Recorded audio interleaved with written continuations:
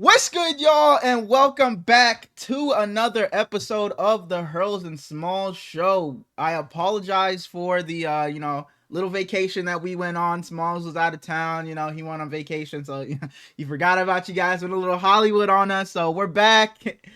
Okay, my Wi-Fi was out for a couple of days, so we couldn't record because this happened in the past. But it's like we recorded on the next Friday, but I got home from work on that Friday and my Wi-Fi was still out, so it was like I guess we're scrapping this week's episode. So sorry that we let you guys down because I had the guys getting at me. They're like, if we don't hear you on the podcast, we just never hear your voice at all. So we got to get you on the podcast at least. They always tell me that. Frosty came in I think it was Dark's chat yesterday saying, "Man, I missed the podcast." So it's good to hear that the people miss us when we're gone, when we're not there on our expected Friday drops. But we're back to our regularly scheduled program. We're back doing 2 weeks. That was just an anomaly and I apologize, but forget all of that. And I would like to say that Dark stream last night and y'all was doing that candy tier list or whatever you want to call it. Y'all bogus. Y'all so bogus. 4. You eliminated M&Ms right away. Peanut M&Ms are god awful. I don't like peanut. I'm saying the regular M&Ms. I think they're ass too. Bogus. But then y'all eliminated gummy clusters for some airheads. Are we serious? I think airheads are better than gummy clusters, and I like gummy clusters. But I think it was Suge that had that crazy take of saying he takes regular nerds over the gummy clusters, and that he didn't even like the gummy. That was so. But what I will say is I commend you, and I want to shake your hand for the whatchamacallit love, man, because I have not found anybody that loves the whatchamacallit as much as I do. They're always like, "What the fuck is that?" Chocolate bar. Favorite chocolate bar. I think it's amazing. So I really love to hear that. But yeah, how you doing, man? Oh, if you got I was like a minute. No. So I was like a minute from the gas station today, and I was like, I should probably just go home. I didn't need gas. Swung a right and said, "I'm getting me some gummy clusters." Thought about you when I picked them up. But I'm doing all right. At work, I was fine. I got home. I think I left work at 6:30 tonight, and I got home and I was making dinner, and my pops spaghetti, and I went to pull the Parmesan out of the fridge, and my mom puts like leftovers of her shit in the fridge. And I grabbed the Parmesan, and the thing that was sitting next to it came with it, spilled all over the floor. I was furious. Worst. That is the worst, bro. Oh my gosh, bro, the absolute worst. When a can, not even a can, a bowl of something just falls and splatters all over. It's the absolute worst. Absolute worst. So I know you were just pissed. But then my spaghetti was almost done, and my pop's girlfriend calls me, and she's like, "Hey, I locked myself out of the house. Are you okay if I come get your key?" And I was like, obviously, I don't mind, but occasionally my boss will send me to like pick the packages up from town so that we don't have to wait all day for them to get there and we can just work on stuff. And that was today. So he sent me home with his car because if he sends me, he just lets me borrow his car so I don't have to use my own gas. So I didn't have my keys. So I was like, obviously I don't mind, but I have to run back into work and grab my keys. And you left your. Oh, okay. I see what you're saying. Yeah, I see what you're saying. So I already knew that I was gonna have to drive 15 minutes this way and then 30 minutes back to give her my house key, which she's got a heart of gold, so I would never not do that for her. But good guy Brady. I was making coffee, right? I got a Keurig. My spaghetti was almost done. I was in a good mood, listening to some Russ. I hear the coffee machine going, and I'm putting dishes away out of the dishwasher, and I just hear it like hitting the ground. Never put the cup under the Keurig machine, so coffee is literally everywhere. The entire cup worth. I didn't notice it until it was literally at the end. It was just one of those days, huh? One of those days. And the dishwasher's like right under the fucking Keurig machine, so I was trying to get everything out, and bro, I was so frustrated. And by the time I got that all cleaned up and the dishes put away, my spaghetti was all stuck to fucking each other, so I had to. It was frustrating, but it is what it is. Other than that, I'm doing great. I had to spend a couple $100 Saturday, to book a hotel room for my brother's wedding because my mom kept saying, you gotta book it tomorrow. And I knew it was the 4th, but she said it about 7 times, so I finally got irritated of hearing her. The 4th, like technically today. Your brother's getting married. We had to book it by today. Oh, okay. the hotel. He's getting married the 5th of April. Okay, And I felt congrats horrible. to you, Greg. Absolutely. I felt horrible because I think it was like Thursday or Friday maybe. Mm-hmm. I was thinking and I was like trying to remember when I needed to book it for and everything. And I had to end up texting him. I was like, "Hey Greg, I got to apologize. This whole time I thought your wedding was May 5th and not April 5th. So might be a little bit bogus and that's on me. Absolutely. Not a little bit, a lot of it. But yeah. Just a little bogus. But how you doing, Doc? Oh, Whoa! Shout out Darko. Look at the hoodie. Bro, I love this hoodie so much. I love it so much, bro. I think it's such a nice looking hoodie. The only thing I would change was get rid of the YouTube logos, but I don't mind the hoodie at all. I was literally rocking it the other day. I love it. So yeah, shout outs to you, Dark. But I'm doing pretty good. Just a little tired. I think I told you that before we started. I'm tired, but I feel like I don't got much to say these days when you ask me how I'm doing. It's just I'm just living. I'm tired, but there's no small talk today, right? So I'll bring this up now. I was telling you. Oh, there is. Okay, yeah. okay. No, if there's small no, talk, there's no I'll small, bring it. no, Okay. no small talk. I thought you were gonna bring something else up. Because I was gonna tell the guys about. I was gonna tell the guys this yesterday, but I was like, no, actually, I'm gonna save it for the pod. I was almost gonna tell them. So I was telling you. Okay, so this was Thursday, I think, the day where because we were supposed to record that day. So yeah, this is when it was. So it's Thursday. I'm just out about. I forget what I was doing, but I'm just starving. So I'm like, you know what? I'm by Publix. CVS is right here. My friend works at CVS. I kill two birds with one stone. I go see my friend while he's working. I'll go get a little sandwich at Publix. So I see my friend, whatever, leave over there. Then I head over to Publix. I'm getting a pub sub, chicken tender sub. The girl who's making my sandwich, boy, she was looking fine as hell. Fine as hell. And in my mind the whole time, I'm like, dang, I should say something. Dang, I should say something. But it's like, fuck, bro. I was like, you know what? I'm just getting my sandwich. She's not trying to, interact with nobody like that. She's just working, making her money. Not, she's not trying to hear, oh, I think you're cute. Can I get your whatever. So I just get my sandwich. I go home. And as I'm walking to the car, I'm like, bro, fuck. I should have just fucking said something, bro. Like, worst that can happen is no. I should have just fucking went in and said something. So I get home. I'm sitting down on the edge of my bed, eating my sandwich. I finished my sandwich, and I'm like, fuck, I should have said something. And then I tell myself, you know what, Herlins, because at this point, I didn't know that we weren't going to record. I'm expecting my Wi-Fi to come back. So I'm like, you know what, you still got a few hours before you got to record. So it's not like you can't go out and go do this real quick. You don't got anything else planned. So I'm like, you know what, Herlins, fuck it. It's a 7-minute drive. We're going back to the Publix. So you're going to go say something to her. So I get my ass up out of the bed after eating my sandwich. I fucked that sandwich up, drove right back over there, and I get to the Publix, and there's no fear in my body, no nervousness in my body at all. I step through the Publix, like it's an automatic door. I step through the door, and all of that fucking changes immediately. I'm like, holy shit, here we go. Like, I'm like, Herlitz, you drove all the way over here. You didn't drive over here for nothing. It's like, we got to do it now. So I do a lap around the store. And then I look like a complete jackass because I'm looking for the bathrooms. Bathrooms are right by the entrance. So I walk all the way around just for the worker at the front to see me walk into the bathroom when I was just over here. And as I'm doing my lap, I see her, but thank God her back is turned. So it's not like she's like, oh, what the fuck is he doing back in here? But so her back is turned. So I go into the bathroom, I use the bathroom, whatever. And I swear it sounds like it's out of a fucking movie, but I'm literally in the mirror, like, bro, like at the sink, just washing my hands, like, Hurless, bro, we drove over here, like, we got to make it happen. So I go back to the deli section where she was making my sandwich. She's turned around. So her coworker that was also making sandwiches with her, I was like, hey, can you tap her? Can you tap her? She was like, huh? I was like, can you tap her? Get her attention. So she grabs her attention and she turns around. She's like, "Oh, hey again." And I was like, "Oh, what's up?" And I'm not gonna lie. At first, it didn't want to come out. I was like, I swear, in my head, it felt like I stared at her for like 10 seconds before I answered, but it was probably like 2. But so I'm like, oh, you know what? You was making my sandwich earlier, and I wanted to say it the first time I was in here, but I thought you were pretty cute, and I just wanted to see if I can get your Instagram. And she goes, oh, that's so cute. The sandwich must have been so good because you drove back to ask me. And I'm like, oh, fuck, man. But she's like, oh, you can have my Instagram, but I have a boyfriend. And I was like, I was like, I didn't do that, but I was like, you know, that's fine. You know, I appreciate you giving me the Instagram anyway.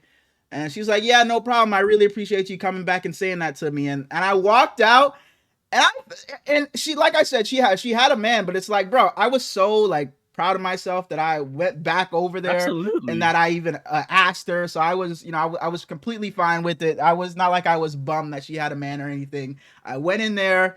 I went in there, went back home, then went back to ask her for her Instagram. So, you know, I was very, very proud of myself. So yeah, man, that's a story that I wanted to tell the guys, but I told them I was gonna, you know, save it for the pod.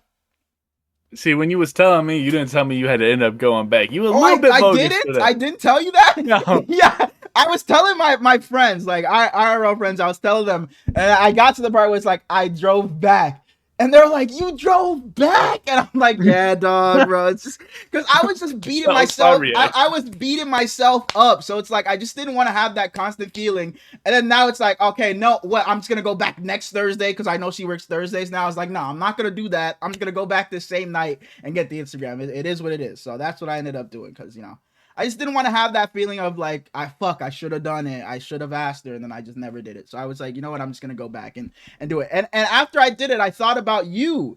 Because I know you have been talking about the grocery store worker that you were gonna go up to when you were having a bad day. Because it was like, you know what, my day's already shit. I may as well just go say something to her. So I thought about you after I did it. So yeah, that's my little story that I asked that girl for Instagram, and yeah. I'm glad that you did it because the girl you just brought up, I've just stared at her for like 2 years at this point. Every time I walk in, if she's there, it's just, damn, and just keep walking.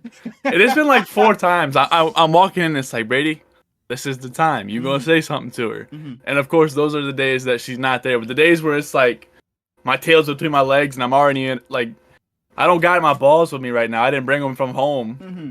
Of course she's there. For And sure. I just walk right by. I feel you. And like I was super proud of myself because I've been out with the guys, like with my guys before, and it's like, yo, Herlin's, you know, go say something to her. She's looking right. And I'm like, yeah, you know, she looking, you know, fine as hell. But it's like, nah, I can't go. There's a specific moment in Target. Me and my friends were all in Target, and there's this fine ass girl that had walked in. And I had pointed her out immediately. I was like, yo, she is fine as hell. And they're, oh, go say something to her. Go say something to her. She probably thought I was fucking stalking her because I walked past her 100 fucking times trying to build up I was like, fuck, bro, I don't know what to say. I don't know. So I was really proud of myself that I was able to, you know, get myself to ask her this time around. Yeah, But this I was a wish I couple had of years those ago. guts, man. That was a couple of years ago though. So I'm a new man, and I found a lot more confidence in myself. And yeah. I don't know how to find the confidence. I gotta figure it out somehow. I'm definitely a damn she bad type of guy. I still haven't forgiven myself when we went to Louisville for Greg's bachelor party. Mm-hmm. We were in this bar, and I literally just stared at this chick damn near the whole night. Look, UCLA or USC has a girl named Kiki Ariafin, fine as hell, chick look just like her. I remember you saying this. Yep. Dark skin, beautiful. Just walk right by her, man, over and over again. And she was sitting right there by like where you go up to get your drink. That's a situation where I feel like it may be easier in that. Wouldn't it be? Don't you feel like it would be easier in that situation? Like you're in a whatever you said, bar, club type vibe atmosphere. So I feel like that's kind of, it's like normal. See, for me to do it to a worker or you to do it to that worker, it's kind of different because, you know, she's working. She may not be, you know, trying to hear that right now. But if she's at a club or a bar, it's no, that's kind of the vibe you're there to, you know, to get. So. Bro, she was just at a table with like her homies, and I'm a pussy. There's no way around it. Don't say that. There's no other way to describe it. Because the Target situation, that's literally, I was saying, I was telling the guys, bro, I'm a bitch, bro. I'm a fucking bitch. I could not saying it. I was like, bro, I'm the biggest bitch. Yeah, so I get you, bro. But don't say that, man. Don't say that. But I don't know what happened. I don't understand it. Because in high school, I had no fear. Like, I would talk to anybody in high school. It didn't matter if they were grades above me, grades a couple grades below. Like, I wasn't scared of anything. Yeah. Like, it comes to public and like the real world, and I'm just a bitch. I don't understand. It frustrates me because like in high school I was fat. When I graduated, that was the biggest I ever got. But I don't understand. It is what it is, It man. is what it is, man. I believe you, and I can't wait for the day you text me or you wait till we're recorded next and you tell me you went and talked to that girl at the store. I'm waiting for the day. I cannot wait. It's not gonna happen. I'm praying that it does. I'm holding out hope, man. I'm holding out hope. I told my homie because I've talked to him about her. He told me that we just gonna have to go there and like plan and like put a watermelon behind her and he just gonna push her. And I was like, What? dog, we're gonna get fucking assault charges.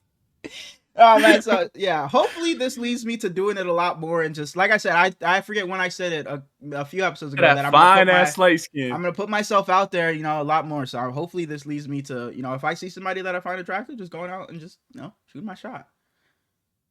But see, I don't know if you know this about me. That's a lie. I know you know this about me. I love melanated women. we know. And they're not around here. So the girl in Louisville that I just stared at, that one upsets me more than the grocery store chick. Mm-hmm. And that's why I wanted to go back so bad, because they would just upset me forever that I didn't do it. And especially for you it's in a different state. It's like, dog, you're never gonna see her again. Exactly. The grocery store girl, I see her twice a week. Exactly. So that one I'm not even faulting you for, but the Louisville one, it's like, dog, she says no. It's like, you don't got, it's not like she's gonna go and tell the friend. Exactly. It's not like she's gonna go tell a friend group back at school and now you're gonna get bullied at school for it. You're never gonna see her again. So it's like, the all she can say is no, and then it's like some story where she said some bogus ass shit. Yeah. Even if I was to get that, you're fucking nerdy. Yeah. Even if I was to get that, we're in Louisville. Just go to another bar. For sure. But it got to the point where, like, when I was sober, I was a bitch to go up to her, and then I just got too drunk to where, like, I didn't want to get up. Okay, that makes sense. Because you kind of have to be in that sweet spot, because where you're drunk enough, like for me it gives you a little bit more confidence, but you're not drunk to where you're gonna be stumbling and fumbling your words while you're trying to speak to her. So I understand you. I definitely get you. And it got to the point, like, right before we left, where Greg was like blackout. He was like damn near holding a tree, and two of his best friends had to hold him up, but he didn't want to leave, so they were just standing there by the tree for the fucking like an hour. Yeah. And I was tired of standing out there because I damn near couldn't stand up on my own, so I just walked back in and was sitting in there. There was this place where we sat most of the night. Three girls had taken our seat, and I walked in and stared at them for like a minute straight, and it took them a while to look up at me, so I just sat in the chair in front of them. And this is earlier in the night. I had sat in the same chair and I sat in it too hard and it flipped back on me, so I busted my ass. So it was a weird night, man. What kind of like club or bar guy are you? Like, are you drinking and then now you're just on the dance floor, just going crazy to the music? Are you just sitting there and just sipping on your drink? I don't know. I've never gone to a club. It's just more so like bar type environments. But I don't drink very often. It was like that was just because this is Greg's bachelor party, so we're all fucking hammered. But yeah, a bachelor party, like, dog, whatever happens at the bachelor party happens. Like, man, bro, man. You'll talk to the grocery store girl eventually. I know it. You'll build up the confidence one day. I believe in you, man. I do. You bump. Go ahead. But as you guys can see by the title, I don't know what round of the draft we're doing today. You guys know before me, but yeah, we got the wheel up. Last episode we did the 7th round. Oh, yep. Go ahead. If you're watching us, leave a subscription. We're still sitting at 73 for the 37th week in a row. But if you're already subscribed, because last episode was one of our least viewed ever. Really? So, I didn't even realize. It was like 21 views, and we're averaging like 40. So it was probably just Joe and Suge clicking it. But falling off. But if you're watching this, leave us a like, leave us a comment. Our plan for today.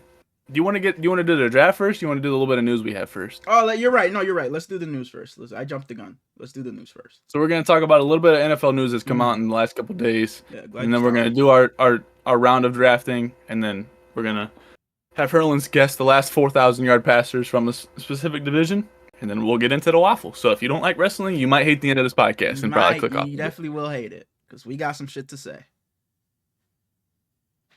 Dwayne Johnson, fuck yeah. Nah, Dwayne Johnson, dog, I'm on the ride, man. I'm on the fucking ride. Talk all that shit you want to, man. Go ahead. Go. Let's not get into it. Go ahead. Go ahead. Go ahead.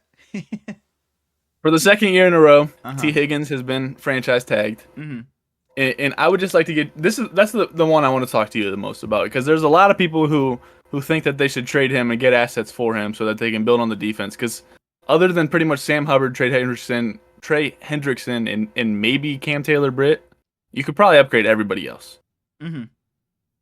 So do you think they should go that route and use that money for defense? I know you're a big keep T guy because their offense is way better with him. Mm-hmm. You think they should still do that? I'll just start off with the franchise tag. I wasn't super surprised by the franchise tag. You probably just don't want to give out that long-term money. So we're gonna just run it back this 1 year. And if we do decide to trade you, we can. We're not gonna be carrying any crazy hit or anything like that. We just franchise tag you, keep it for this 1 year, and whatever happens afterwards happens. I don't think he plays on the tag. I wouldn't be surprised if they work out a deal. They tag him for now so he can't go anywhere else, and then just work out a contract as this whole thing is going on. But I not that I was a fan of this, but I guess so. I was a fan of this because I think this is what they should have done. And I think maybe you build your defense up through the draft. You just go all out on the defense. I don't think you should be worried about running back here, receiver, tight end, anything here in the draft. Maybe offensive line if you're worried about that. But I think that draft should be, say you have 7 picks, 6 of them should be on the defensive side of the ball. And I really think, like, I see a lot of people saying that they would have preferred the Bengals to not spend the money on T. Higgins. Even if they did go out and give him a long-term deal, I wouldn't have been upset at it because I really think this offense, they will not understand how much they miss T. Higgins until he's actually gone. I think they will miss T. Higgins so much if they decide to trade him or if he decides to walk or anything like that. So I think bringing back T. Higgins was the right decision. I understand it's going to be tough to pay two receivers top tier money. But I think with this team and a quarterback like Joe Burrow, I understand the sentiment or the case to where it's, oh, Joe Burrow, he can make anything work. I think when you just have a group of guys that love each other, a trio in T. Higgins, Jamar Chase, and Joe Burrow that ride for each other as much as they do, and the camaraderie that they have, I just don't think you can split that up.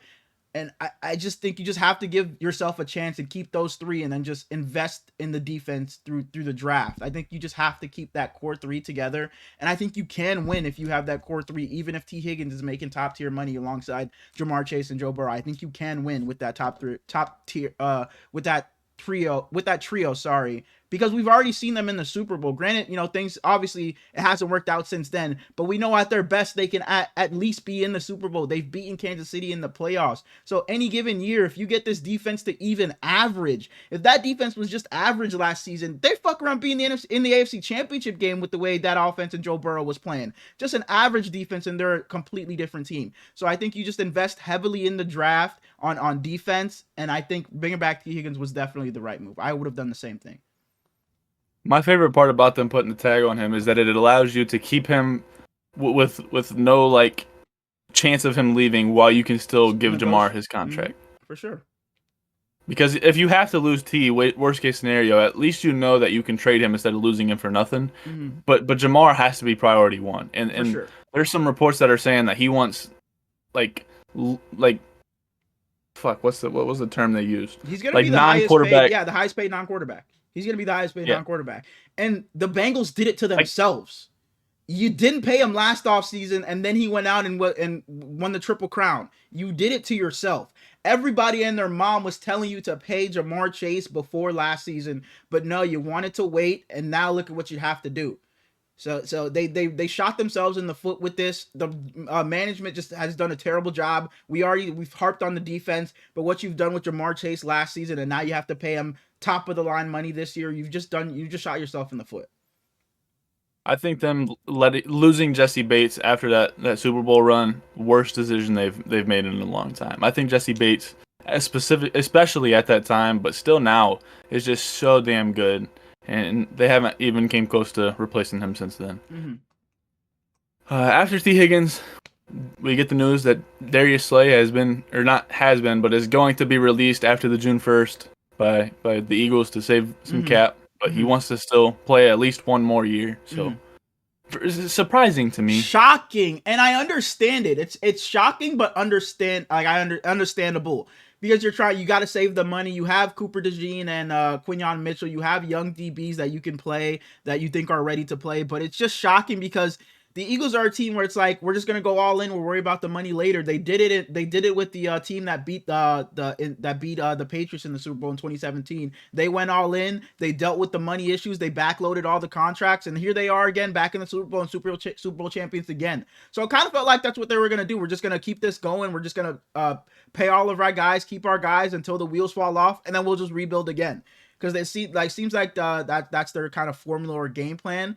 So it's kind of weird just coming off of a Super Bowl just to release one of your veterans, a locker room guy, and still a big time player in Darius Slay. It was just shocking, but again, it's understandable. You cut him. What is it? The post June 1st cut, so you save yourself some money. So I definitely understand. Even though it's March 3rd. Yeah, and it's like, and but I commend them giving him the you say it months and months in advance, so it's not like it's some he thinks he's gonna be on the Eagles coming into the season, and then you just give him the news on June 1st. So I commend them for doing it early.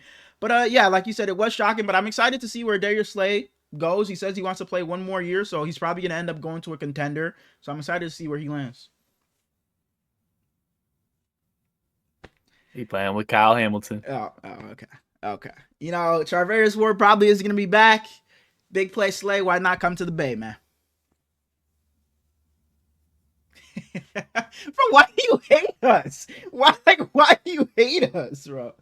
It was reported today that Michael Mayer is on the trade block. He'll probably get moved at some point this offseason, probably before the draft. Mm-hmm. And I think that's a beautiful move by the Raiders because coming into that draft, I liked Michael Mayer a lot. He was one of my favorite tight ends in there. Still now, I like him a lot. It's just unfortunate that Brock Bowers is already like top 3 in the whole league. Yeah, and I thought they don't really need him. I thought they could have done a lot of interesting stuff with those two tight ends because, like you said, I really like Michael Mayer, and I thought he was pretty decent for them. And then they went and drafted Brock Bowers, and I'm like, but you got Michael Mayer, but I can't say anything now after what Brock Bowers did in his rookie season. I can't, fault them at all for drafting him. But coming into last season, I thought they could have done some interesting stuff with the two tight end set, but it seems like they're dead set on Brock Bowers just being their guy, running some one tight end, sets. And but I think Michael Mayer, wherever he lands, I think he will be decent and could find himself being a tight end that not a lot of people talked about, but could be one that a lot of people talk about at the end of next season. And Michael Mayer missed a lot of games this season for some personal reasons, and I don't know if that ever came out what he was dealing with, but let's hope it's not. But maybe that's deep. Maybe it's deeper than what most of the world knows, and the Raiders know that, so they're trying to get rid of him before the end, or maybe they just know that he's talented and that they have a whole lot of fucking holes over there. So, DJ Reed is not expected to return to the New York Jets, which is surprising to me.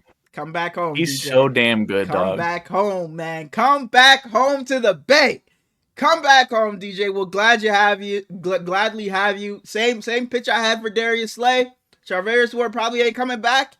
You can slot right in next to Deommodore Lenoir. Come back home, baby. I'm gonna do it for every free agent.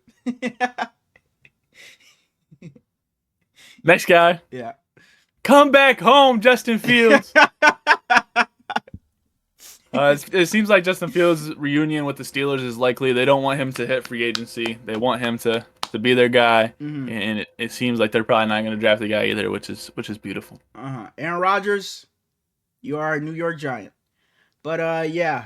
I like this for the Steelers because I think this is what they should have done. You're not high enough to take one of the top guys, the top quarterbacks in the draft. You're in typical Steelers range. So I'm glad that it's going to be it looks like it's going to be Justin Fields and not, some Aaron Rodgers or Russell Wilson bullshit.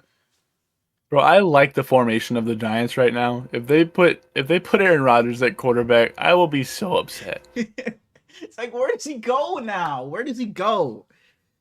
Because I think Russ is a Raider. Take his ass to the retirement home. Wow. He's got nowhere to play. Russ is a Raider. He wants to keep on playing. He wants to keep on playing, dog. He's a Giant. He's a Giant. The Giants were I'm sure Big Ben wants to play right now, too. The Giants were in on Matthew Stafford for God knows why. I'm sure they will take Aaron Rodgers. I am sure they will take Aaron Rodgers if Aaron Rodgers is willing to go. I am sure they will. I want him to be on the Browns, and then he's going to suck like usual. No. Fuck no. Oh, dog, if he's a Brown and he's bad, I would have to watch every game with my pops. It would be comical. It definitely would. It definitely would. As much flack as I give him, that's the kind of the reason I would love for him to go to the Steelers. It just fits what the Steelers do, and I would just love to see him over there and just shit on Dark and the Steelers for taking Aaron Rodgers. Well, last thing we have, fan favorite on this podcast, specifically one side, but we both kind of saw the writing on the walls. Deebo Samuel has been traded to the Washington Commanders for a 5th-round pick. Mm-hmm. Yeah, and like I said, this was something I figured this would be his last season with the team. I said this right after we drafted Ricky. It just didn't make any sense, and then especially after we paid Deebo, for us to have Deebo and Brandon Ayuk making top tier money with all the other players we have on this roster that need to get paid. So especially with our quarterback contract looming, it just didn't make a bunch of sense for us. And then we drafted a receiver. But for what it's worth, I really like this trade a lot for the Commanders. Deebo did have a down season in terms of his production, but I think he will look good with the Commanders. I forget what it was, but I seen a stat that the Commanders ran a lot of the screen game, and I think Deebo would look good in that offense. Not no fucking end arounds like Kyle Shanahan was doing, but just get some lead blockers out front of him, put him a little bit behind the back of the line of scrimmage, a couple yards off, and I think he can look good in that offense running those screen passes, a quick outlet for Jaden Daniels, and he's not pressured to be the number one or anything like that. Terry McLaurin's the number one guy, solidified guy over there, so you come in and you solidify the role as the number two over there.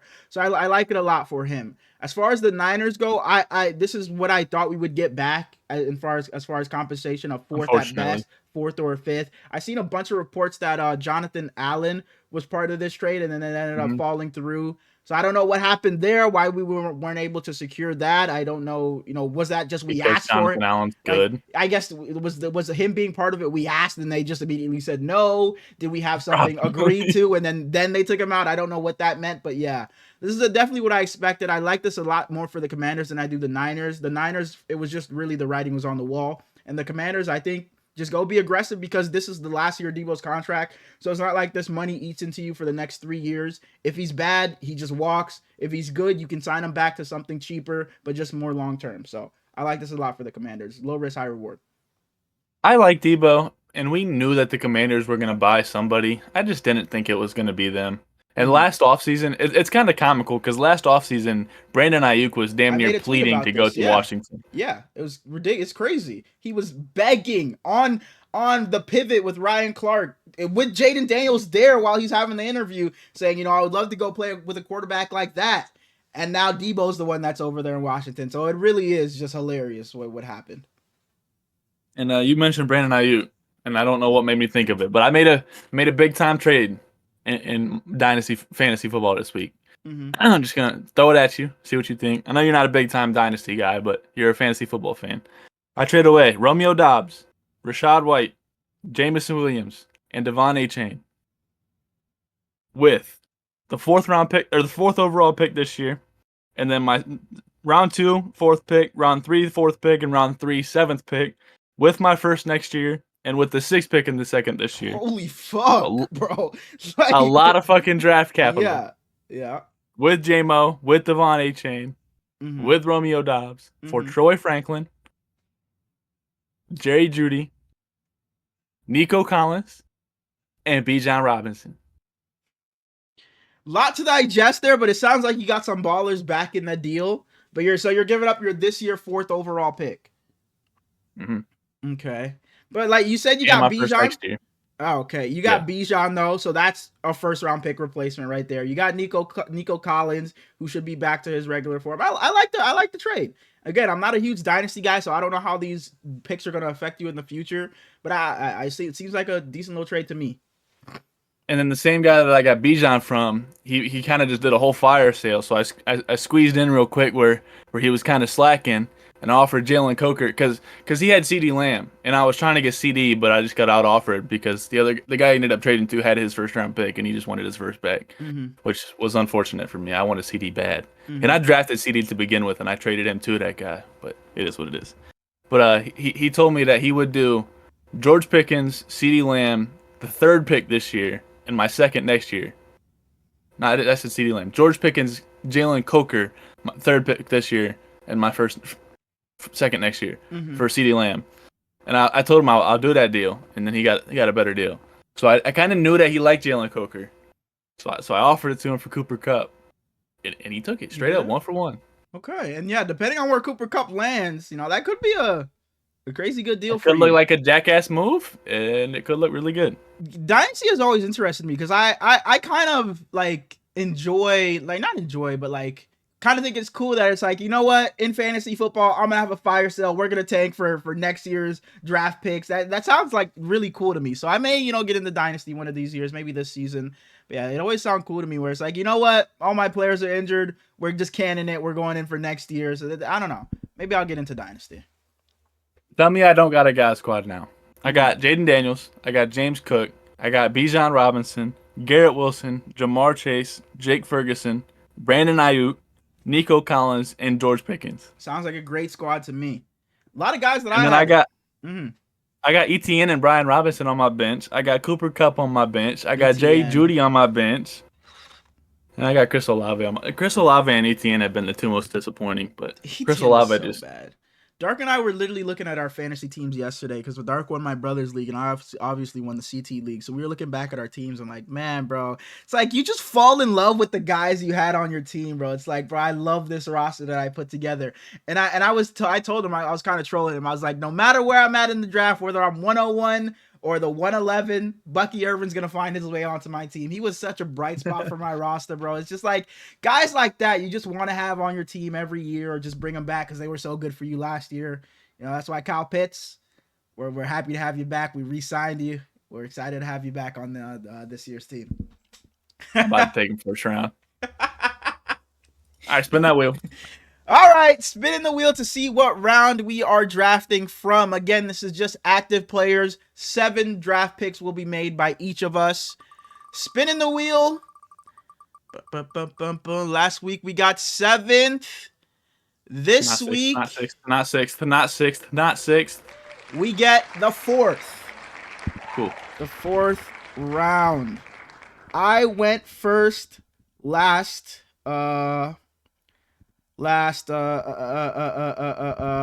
draft, so I'll give you the honors and let you make your first overall pick if you would like to talk about him. In the 4th round, one of, in my opinion, top 3 defensive end in the entire league. I'm taking Max Crosby. Okay, that's honestly what I figured you would do. There are a couple of troll ones, and Dark and I were talking about this a little bit last night. Actually, I'm gonna say his name because you probably won't take him, but Kyle Juszczyk, he was saying, you may take Kyle Juszczyk here, but there's a lot of talent in the 6th round. For sure. 4th round, not 6th. Yeah. I figured you meant 4th. 6th round is fucking scraping the bottom of the barrel. Dang, I don't know who I want my 101 to be here. Dang, why is it not loading? Hold on. I think you narrowly squeezed me out last week. I think you beat me by just a little bit. I don't know if I would say narrowly, but I definitely. Think you cooked me? I do. I do. Okay. You don't think so? I mean, I think you beat me. I don't think you cooked me though. I think I did. Okay, well, I have my first overall pick. This may be a bet. Pretty. The fact that you know what? Fuck all that. Dark and I. This was a guy. Dark and I did some scouting last night. If you want to call it collusion, you want to call me tampering, cheating, whatever you want to call it. He keeps saying Dark and I. Dark and I were talking about this last night. Dark put him into my head. We scouted this guy together. We brought him in. We got a call with him. He said he's ready to play for us. Monroe St. Brown, welcome to the team. Look at him. He's fucking pissed over there. Monroe St. Brown, you are a member of the Hurlin's 4th overall draft pick team. Welcome. Coming into the 2016 NFL draft, I was doing some scouting. And there was a guy out of Mississippi State. I fell in love with him. I couldn't understand why he was projected so low. Mm-hmm. Now he's one of the highest paid in the entire league. Let me get Dak Prescott. Damn it! Another guy Dark and I called. Another guy Dark and I called that I was hoping I could land in this next round. Fuck! Fuck! That just threw me off so. Dang, man. I really wanted Dak there. Dang.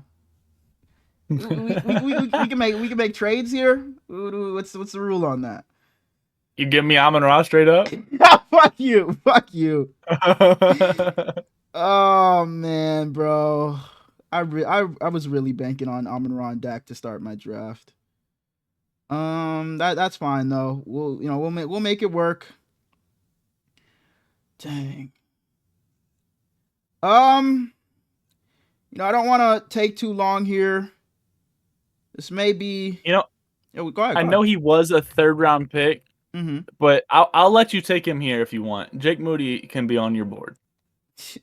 Just wait till we get to the 3rd round, man. Just wait till we get to the 3rd round over 3rd round picks, and he will make my team. Bet. Yeah, you know what? Like I said, I'm not gonna waste too much time here. There may be better picks out there, and I'm not a huge fan of the guy either. But I am gonna end up taking safety, Super Bowl champion now for the Philadelphia Eagles, C.J. Gardner-Johnson. Fair enough.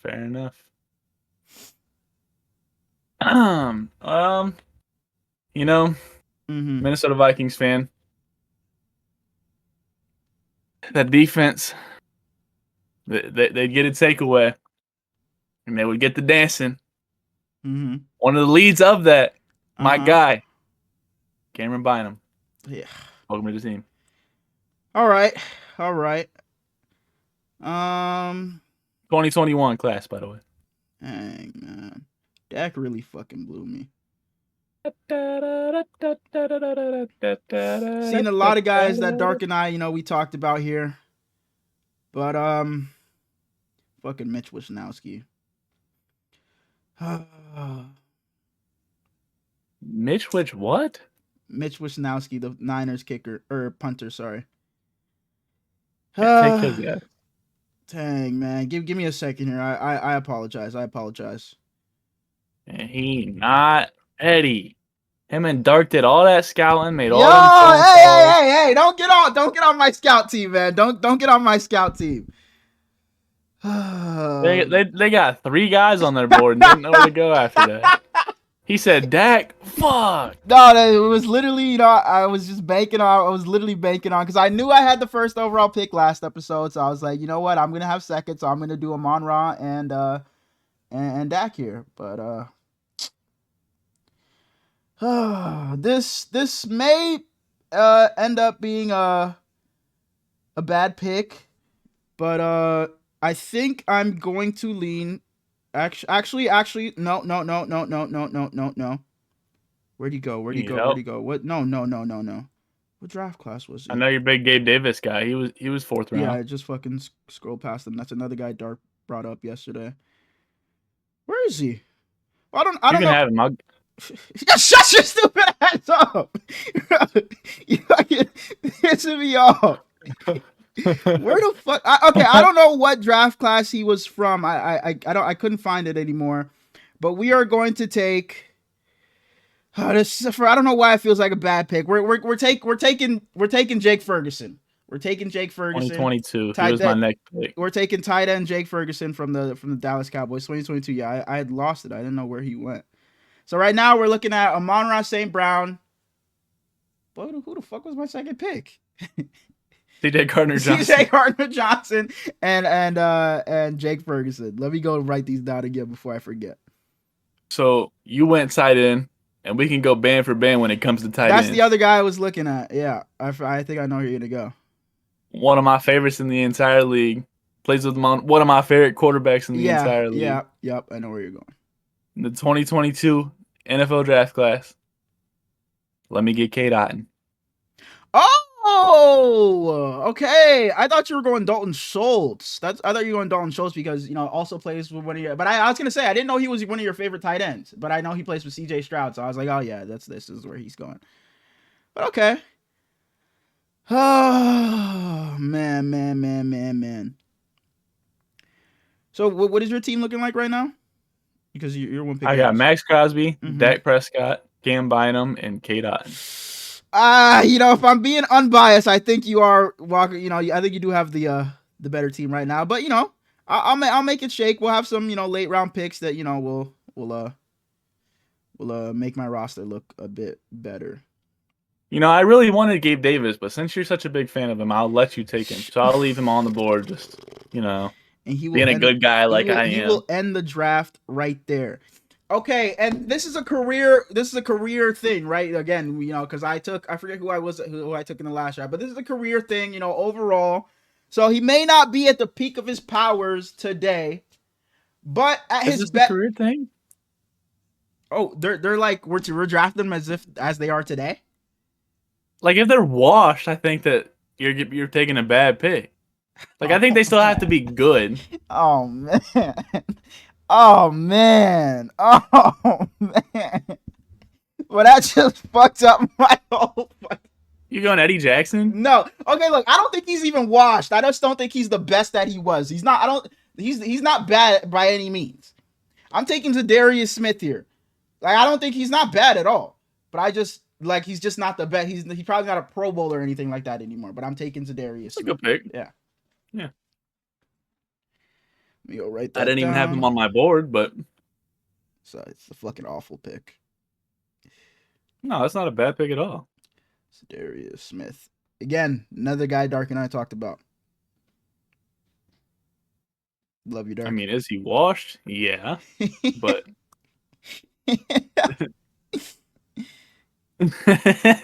fuck you. Shit. You said Darius Smith, and I was 100% thinking Rashawn Gary. That's who popped up in my head. So my next pick. Yeah, go ahead. I'm between a couple guys right now. Mm-hmm. There's a lot of talent on this board. Mm-hmm. Do I want offense or do I want defense is the question. Mm-hmm. I got Max Crosby, Dak Prescott, Cam Bynum, and Kate Otten. So I got three. No, I'm 2-2, so it doesn't really matter. Let me go ahead. And I liked him coming into the 2021 NFL Draft. I was curious where he was gonna go. Mm-hmm. He didn't get a lot of chances over there. And Miles Sanders comes over. I thought he was gonna take his spot. Blew up this year. Let me get Chuba Hubbard. That's a pretty good pick. That's especially for the year he had. That's a pretty good pick. I won't be mad at. I'm not mad at that at all. There's a guy. I'm sure you know who it is. I want to take him, but it's like he'll never find a way onto your team. We could draft every single fourth rounder ever in NFL history, and he'd be your last pick. So it's like, I'll fucking say it because you're not taking him. Kirk Cousins, I could draft him here, but in no world is he getting drafted by you. So it's like he could just be my last pick because there's no. I'm gonna take him. You're not fucking getting me. There's no way you take him. So with my next pick, dang, we are going to take. Oh, I want it, but he just didn't have a great year this year, and he didn't. You're unprepared ass. He did. No. I know my guy. He didn't have a great year. I think at his. I think this is a bad pick, but I'm going to take him because I think he will bounce back, and he has showed us a lot better in the past. I'm taking Ramondre Stevenson here with my next pick. Again, I don't think he didn't. I know. He didn't have a great year. He did not have a great year, but again, he showed us that he can be a very, let me not say very good, a damn good starting level running back. And who knows, he'll probably be better this next season. Didn't have a great season this past year, but Ramondre, welcome to the team. Another guy Dark and I talked about. In the 2012 NFL Draft, the Washington Redskins were on the draft. You're joking. I will fucking kill you. I will. You like that? I will fucking He ends up kill signing with the you. Minnesota Vikings. I will stop this recording right fucking now if you draft him. I will stop this recording right Imagine you never now. actually clicked record. I'm recording. I'm recording. I'm recording. I'm between three guys now. Mm-hmm. I don't think you have the one on the board because you took Ramondre Stevenson. Mm-hmm. I know my I'm gonna my go next with, guy. I'm hoping you don't take him. in 2018. Let me see who picked him actually. I think he's been with the same team his whole career. Okay, then no, this is not the same guy. Yep. In 2018, the Buffalo Bills drafted a DB. He's still a dog. Let me get to Ron Johnson. Okay. Okay. I'm also going to be following that pickup with the DB. Didn't have the greatest of years, but the season before, he was an all-pro, one of the best corners in the league. Got to Tennessee. So, he probably had a down year, but I'm sure he'll get back to that all-pro form. We're taking L'Jarius Sneed. He was probably my next pick. Yeah. I can't lie. You put him down. So I'm on my last pick here. Mm-hmm. I got Tony Pollard on the board. I got Amik Robertson on the board. Tony Pollard was on my list. Avonte Maddox is really good. Romeo Doubs.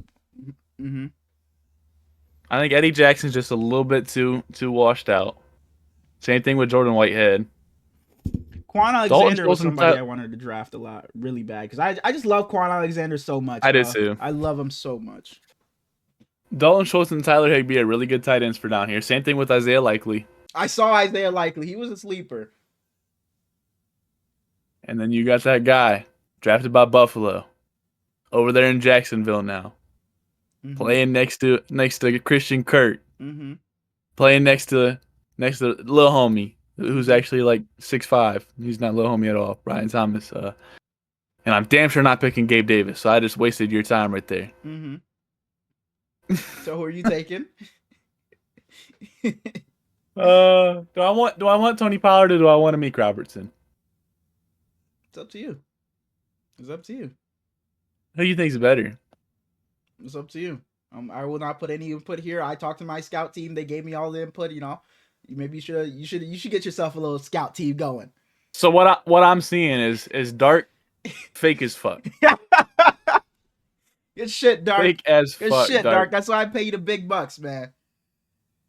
I know you ain't give him $1. A fucking dime. And this only happened because we were supposed to be playing a Madden against each other, but his game just wouldn't work. So this is what we got down to. I know my guy. I think I'm cutting Amik Robertson. I think I'm between Tony and Romeo Doubs. Okay. And I love Romeo Doubs, dog. He's my favorite Packers receiver. Mm-hmm. And I didn't like Tony Pollard last year, but he was damn good this year. For sure. Man, I don't know who to go. Tony Pollard had 1,000 yards last year. Tony Pollard only had 70 more yards this year than last year. But he felt a lot better this year, didn't he? So much better. Ain't that crazy? Yards per attempt. He was 4 last year and 4.2 this year. And why does he feel so much better? It felt more impactful on the Titans than it did on the Cowboys, and you'd think it'd be reverse, but yards per reception, 5.7 to 5.8. Like he was the same player. Yeah, I didn't think he was great with the Cowboys. Got bad press. I didn't think he was great with the Cowboys. Let me get Tony Pollard. Fuck it. Okay.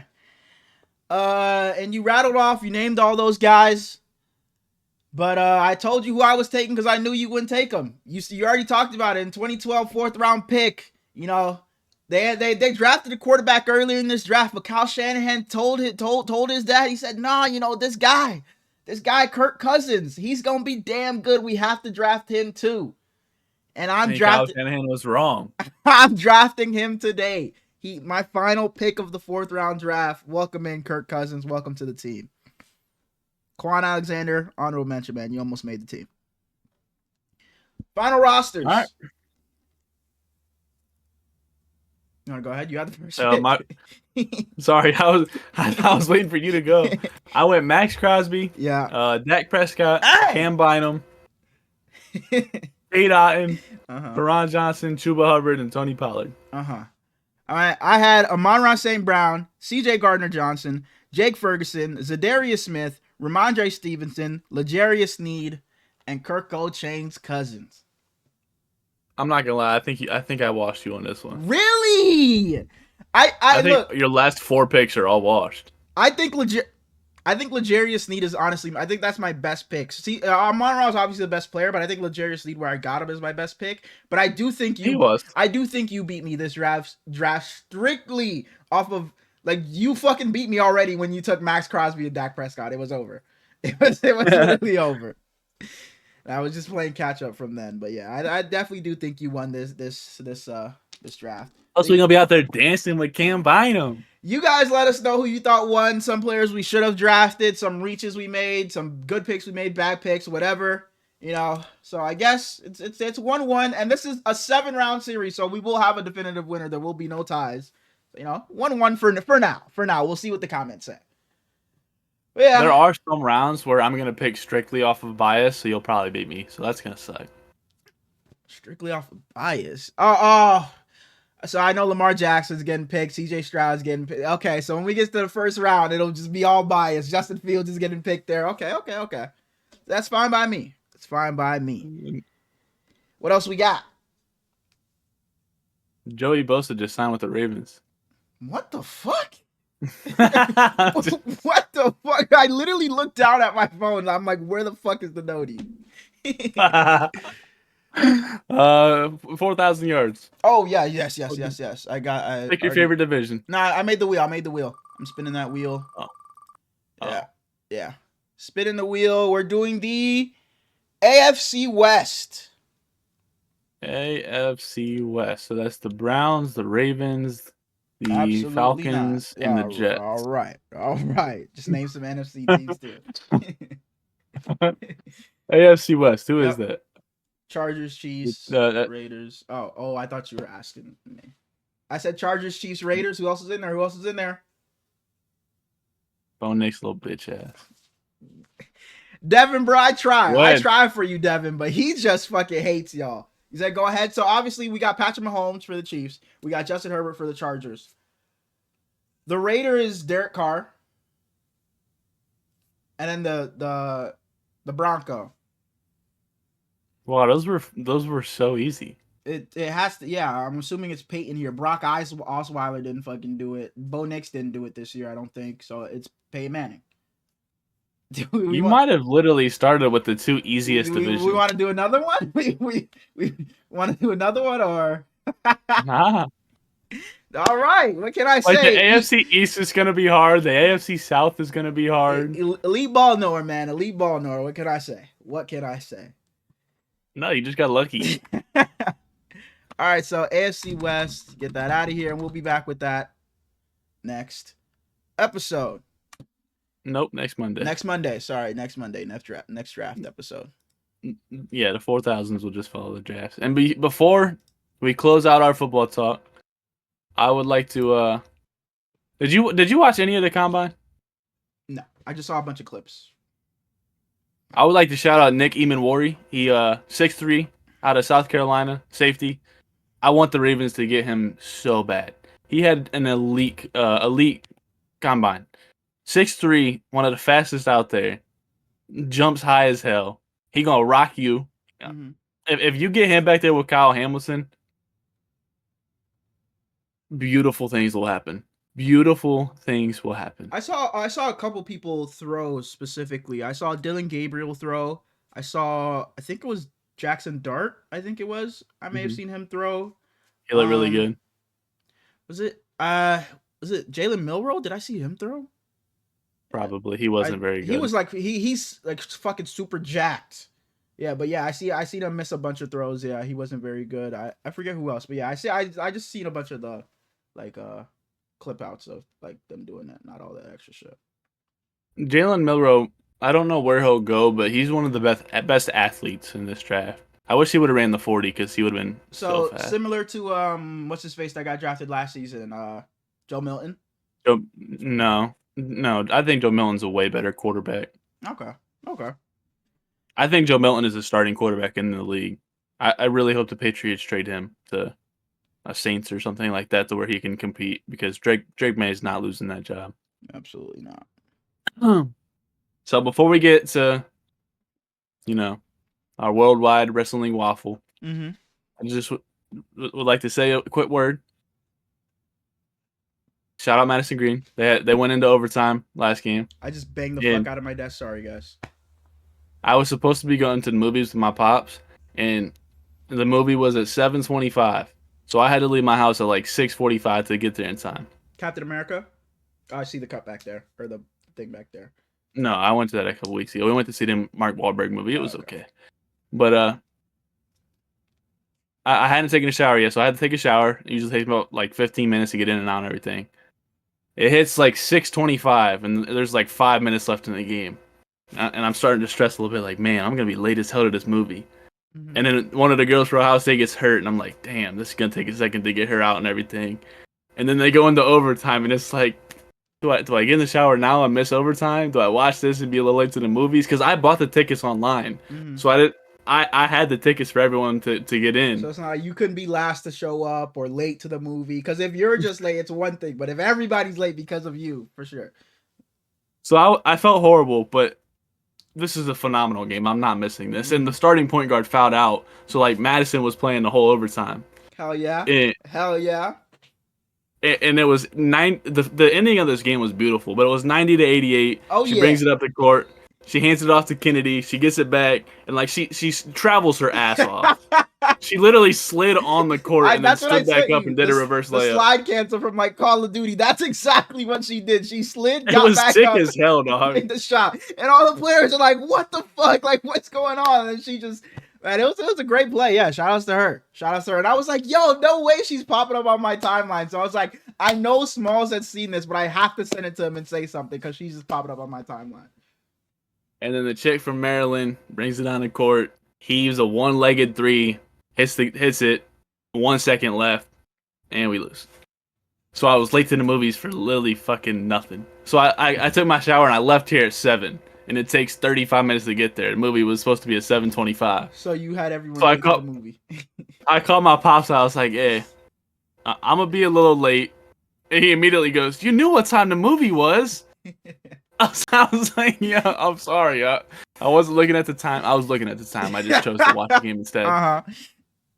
But I was like, I can send you these tickets if you want me to, or you can just wait. He was like, "Yeah, we'll just wait." And then I immediately felt bad because I wanted him to take the tickets so they could just go in and watch the previews and shit. And he was like, "Yeah, actually, you can send them to me. We'll just go in." So I felt better. So they got in, and then I texted him, "Did it work?"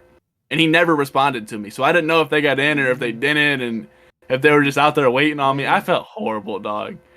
But also, I got a homie. Her name's Kaya. On Spotify, she got a song. It's called Things You Do. Her name's Kaya the Introvert on there. I would just like to shout her out. Beautiful song. She a beautiful human. So shout out Kaya. Love you. And we can get in to the Worldwide Wrestling Waffle. So if you're not a wrestling fan, would like to apologize. We gave you a decent bit. What's that? An hour? Over an hour. We gave you a decent bit. Yeah. Cool little podcast. So love y'all. We'll see y'all next episode where we're doing our first mock draft. Mm-hmm. But now we get into wrestling. So this may push 2 hours, bro. This may put. We're only at an hour 5. This may push 2 hours. I think. Yes, we're going with SmackDown. Yes, we're going. Yes, we're starting at SmackDown. Yeah, we are. All right, go ahead. Oh my! Stop! I don't have it in front of me. Oh shit! I also didn't tell the people I'm shaving my beard tomorrow. So next episode, I will look like a child. Already. Everybody clicked off already, so they're gonna come in the next episode and be like, "What the fuck happened?" Yeah, but Darko knows. Mm-hmm. So shout out to Darko. Does anybody? You think anybody else watches this? Kai probably does. Watch a little bit. Kyron for maybe. Does Kyron watch? I didn't know he was a watcher. I think so. No, that's for sure. Because he does say a couple of things in the Discord where it's like, oh, he had to have been watching because it's not like it was at the beginning; it was in the middle of the episode. So for sure, Karen probably watches. Suze may watch a bit of it, but I'm not sure. Suze isn't like a huge WWE guy, but maybe Chamber, Cena and all that. Maybe he will. But I think Dark is our for sure. Like I honestly think we're probably just talking to Dark here at this point. And, before we get into the waffle, this is what I texted you about last night, and I never got They're back gone. to you. It doesn't even matter. It doesn't even matter. No, you're right. You're completely right, bro. But I texted you last night. I was like, "Yo, are you awake?" So Suj had brought an idea up to me, and I'll say it on here so they can see how they feel about it as well. It had something to do. It kind of stems off of Frosty's. Frosty was like, "Oh, we did the mailbag thing," and I got on Frosty's ass, but I was joking. That fucking dumbass. So Suj was like, "We could have people come into the Discord call and ask a question or something like that, or whatever they had to say. So instead of let's get into the waffle. Let's get into the waffle. Let's get into the waffle. I'll never bring another idea up here again. But yeah, but I told them, we record at fucking 12:30, 1 a.m. They said they'd be down. They said they'd be there. Suj and Dark said they'd be willing to do it. Come on, ask their question. Dark don't sleep. Yeah, for sure. It was mainly Suj that I was worried about. But yeah, he said he'd be willing to do it. So, we'll see that what happens with that. And we'll let you guys know if that's something we want to do in the near future. Bro, last thing, I'm sorry. We played Lethal Company last night. It was there was like 7 or 8 of us. But we were down in this little cave. It was Ant was with someone, then it was Prado, Plug, and me. So there was 5 of us down there. And we looked down a hallway and there's just this big ass monster. Mm-hmm. And I was like, guys, what am I looking at? Ant and the other guy, I think it might have been Justin, but I don't remember for sure. Mm-hmm. But I turned around and they're in the elevator going back up without the other 3 of us. So it's like, damn, they really just left us. And I'll come clean and say something because we did the same thing. We were playing Lead the Company like 3 weeks ago or something like that. And I think I know exactly what you're talking about. There was an elevator spot. I think it was Suj I left down there. All of us crammed into the elevator. It's Suj still down there. He's running away from some fucking spider down there or something. I hit the up button, and no one knows who it was. I think Punks or something got blamed for it. I didn't say a word about it. So it's like, who left me down there? Who clicked it? I was like, oh, whoever clicked it, you're crazy, you're crazy, you're crazy. Because we just hear Suj screaming, and then his voice just fades away. So we know he's dead. And it was me the whole time that clicked it. I was panicking, so I'm sorry, Suj, if you're listening to this. But go ahead, sorry. But it's just me, Plug, and Prado down there at this point. And Plug goes, we ain't pussy. We ain't never been scared. We gonna fight him for real. So I walk over to look at him again. Next thing I know, I hear the elevator going up, and Plug and Prado got in and left me down there. Didn't say a word, dog. He said, we ain't pussy. We gonna fight him for real. So I just walk over to look at him. They're back in the elevator leaving me. Did you end up like, dying? What the fuck? There was this little white monster walking back and forth, and I just stared at him. I didn't even try to run or anything. Mm-hmm. And he walks into a hallway, and the big-ass thing I initially saw him creeping towards me, and he just fucking grabbed me and shook me to death. I was pissed, dude. I was so upset. They come back and get your body? Fuck no. I didn't even try to run from the monster. It didn't scare me or anything. They always try to scare you by just like jumping you at the last second. Mm-hmm. I just stared at him the whole time. So it was like, it's not a jump scare. I knew you're gonna fucking kill me, dickhead. Sounds like some great teammates. No, absolutely, dude. They let me die every time. Every time. To you, Plug and Prado. Now, let's get into shout out to Prado for real, because Ant was on some hoe shit, and me and Prado literally just hunted him down the entire 1 round. We didn't get anything else. We just tried to kill Ant the whole time. So let's get into the waffle. Terrible teammates.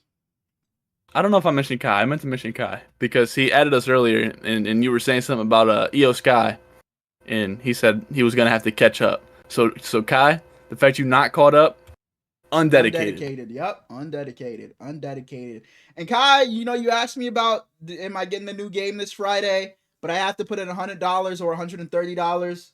And I just don't know if I have that commitment in me because I don't be playing the game like that. And I just know I'm going to buy the game for you to never fucking play it, because that's literally what I did with the last WWE. I didn't even play it once with Kai.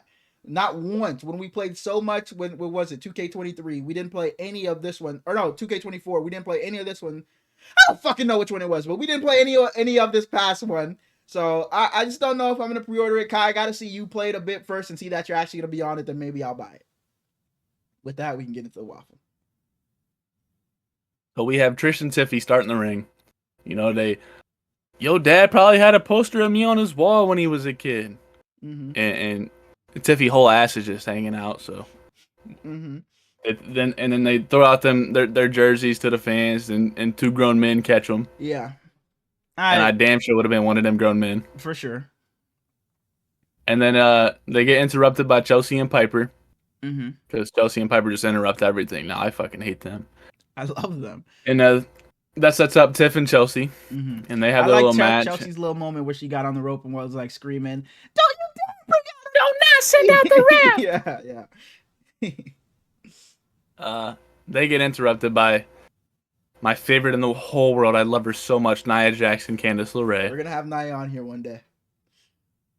And that'll be an episode I won't make. So, unfortunately, that'll be a one-on-one interview with my boy Hurlins. I'll be sure to tune in. And I'll do it. I will do it, bro. Like, that is crazy. Nah, I would be on here, but the whole time he'd be like, I know you homies with Naomi. You holler her at her. We'll interview her next. Continue. After that little interruption by them two, they let us know that there's going to be a tourney for Shinsuke next opponent. It's going to be 6 guys, and at the end it'll be a triple threat. Mm-hmm. And originally Shinsuke was supposed to be on this episode, but it came out that I believe his brother passed away. Mm-hmm. So prayers up to Shinsuke. For sure. First matchup we got was Jacob Fatu versus Andrade, and it feels like we hadn't seen Andrade in forever. And he looked phenomenal, and Jacob Fatu always looks phenomenal.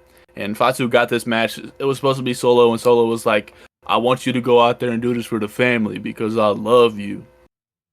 Basically the same shit Roman used to do, but they both look good. Fatu ended up winning, so he moves on. After that, we see Cody in that big-ass locker room that The Rock gave him. Yeah. And we see R-Truth behind him saying, man, how you get this? Bro, I love he is a soul snatcher. Then we get Montez and Angelo Dawkins walking out, and they get attacked by Angel and Berto, and then they get attacked by DIY, and then they get attacked by Pretty Deadly, and then they get attacked by Motor City Machine Guns. And I know you like this segment, but I don't really give a fuck about any of these guys other than Montez and Angelo, and they were the first ones attacked, so. Hey, man, the tag division has consistently been on SmackDown, not Raw. Fuck Raw. The tag division on SmackDown has consistently been the best thing on SmackDown the past, like, month or two. Like, every now and then, you'll have Cody and The Rock probably have something better, but consistently, it's been the tag division that's been the best thing on SmackDown for the past couple of months. They've been doing great work over there, and I love this segment so much. This was a very, very good SmackDown between that segment and then all the Shinsuke matches. And then after that, we get the Cena package where it's like, I will be participating at the Elimination Chamber. And Drew interrupts it. He tells the dude, shut this shit off or I'm going to come back there and whoop your ass. And he's out there saying a bunch of nasty shit about Cena. And he gets interrupted by Damian Priest. And Damian Priest saying a bunch of nasty shit about Drew. And then he gets interrupted by Seth. Damian had a really good line. I forget what it was. Dang, I'm sorry to cut you off, but Damian had such a good line that I wanted to say that. But continue, sorry. He gets interrupted by Seth, and Seth and Drew have had their stuff. And then Seth gets interrupted by Punk, and Punk is the best on the mic. Is he number one? I think so, yeah.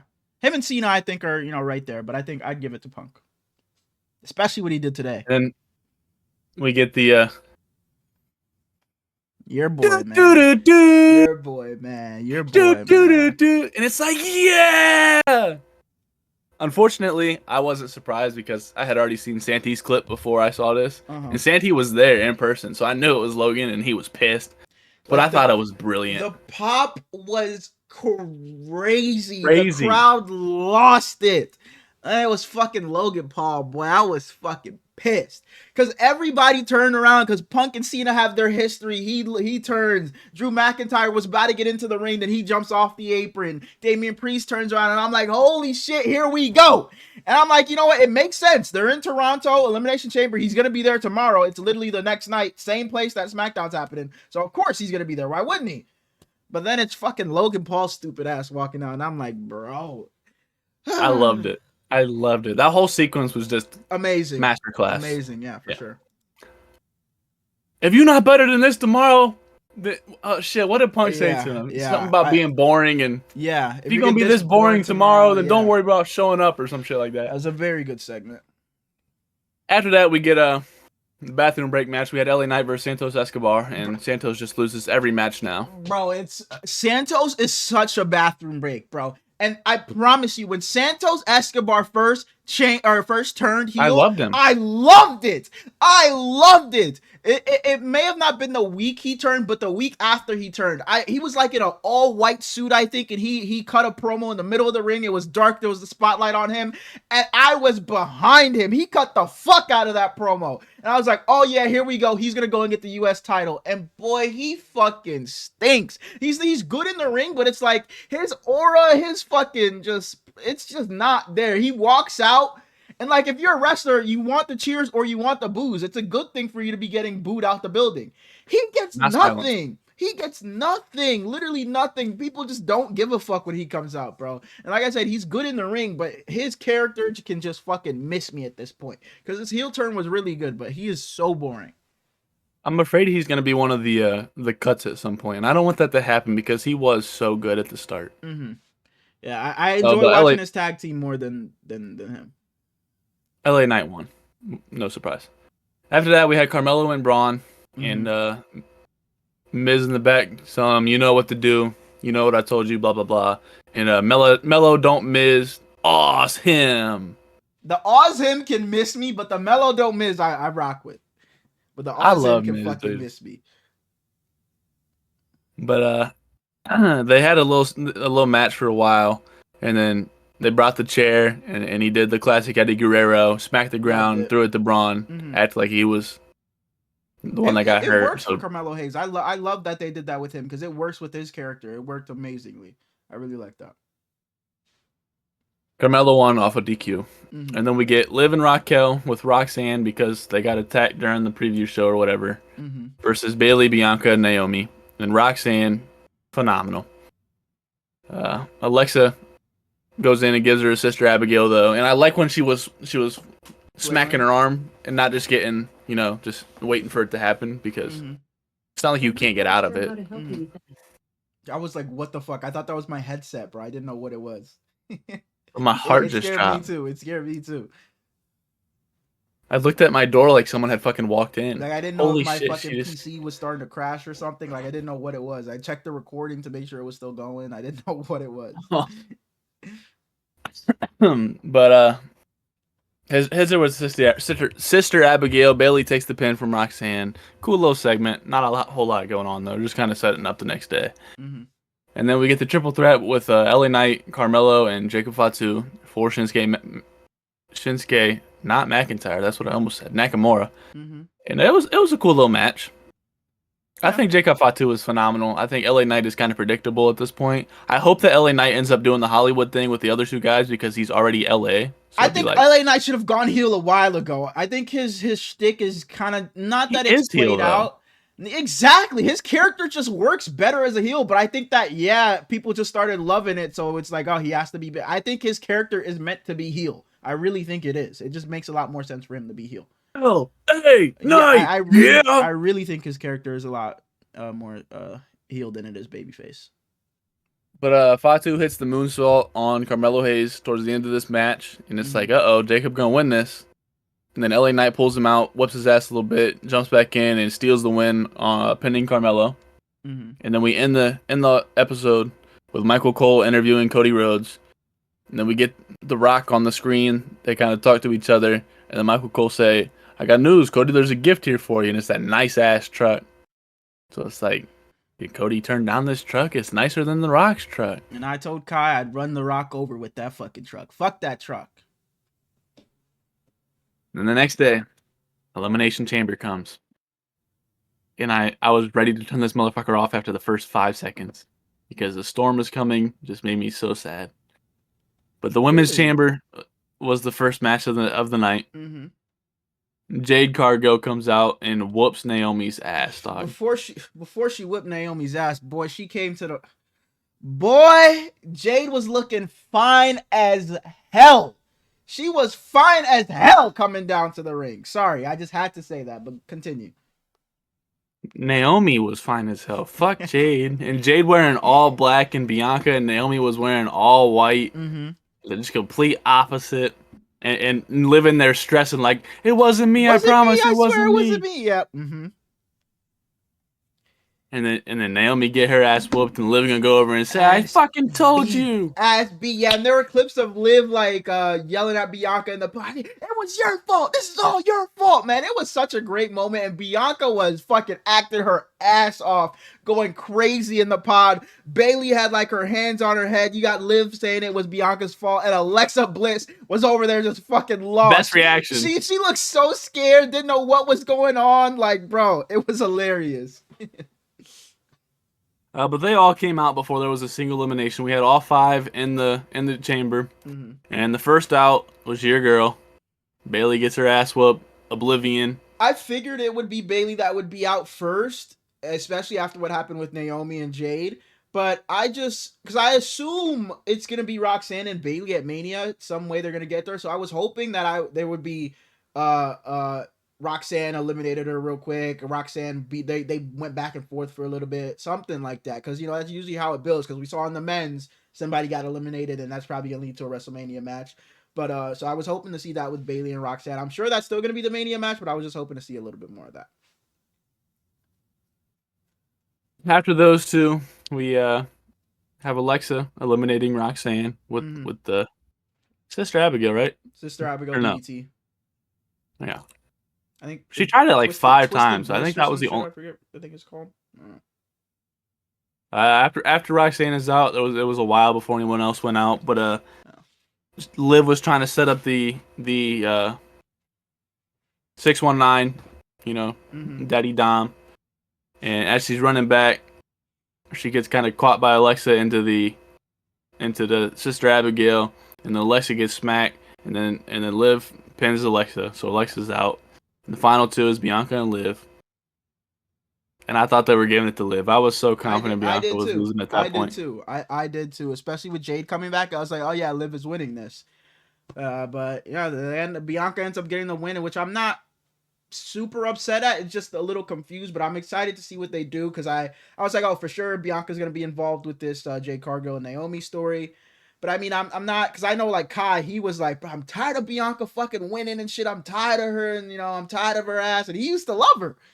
But I love her. I'm not too mad at Bianca winning because I'm excited to. Well, I was excited to see Bianca versus Rhea at Mania. Some things have changed, but I was excited to see that match regardless. But I said I just didn't want Bianca split between 2 stories. It's like if it was gonna be Bianca and Rhea, I wanted Bianca's undivided attention all to this feud because this is a star-studded dream match. Bianca and Rhea at WrestleMania. I don't want her dealing with Jade and Naomi then. So that's why I was saying, maybe we put off Rhea and Bianca because they're both still super young. We could see this at SummerSlam or next year's Mania or Manias after that. So, but this year we'd get some formation of Bianca, Jade, and Naomi at WrestleMania.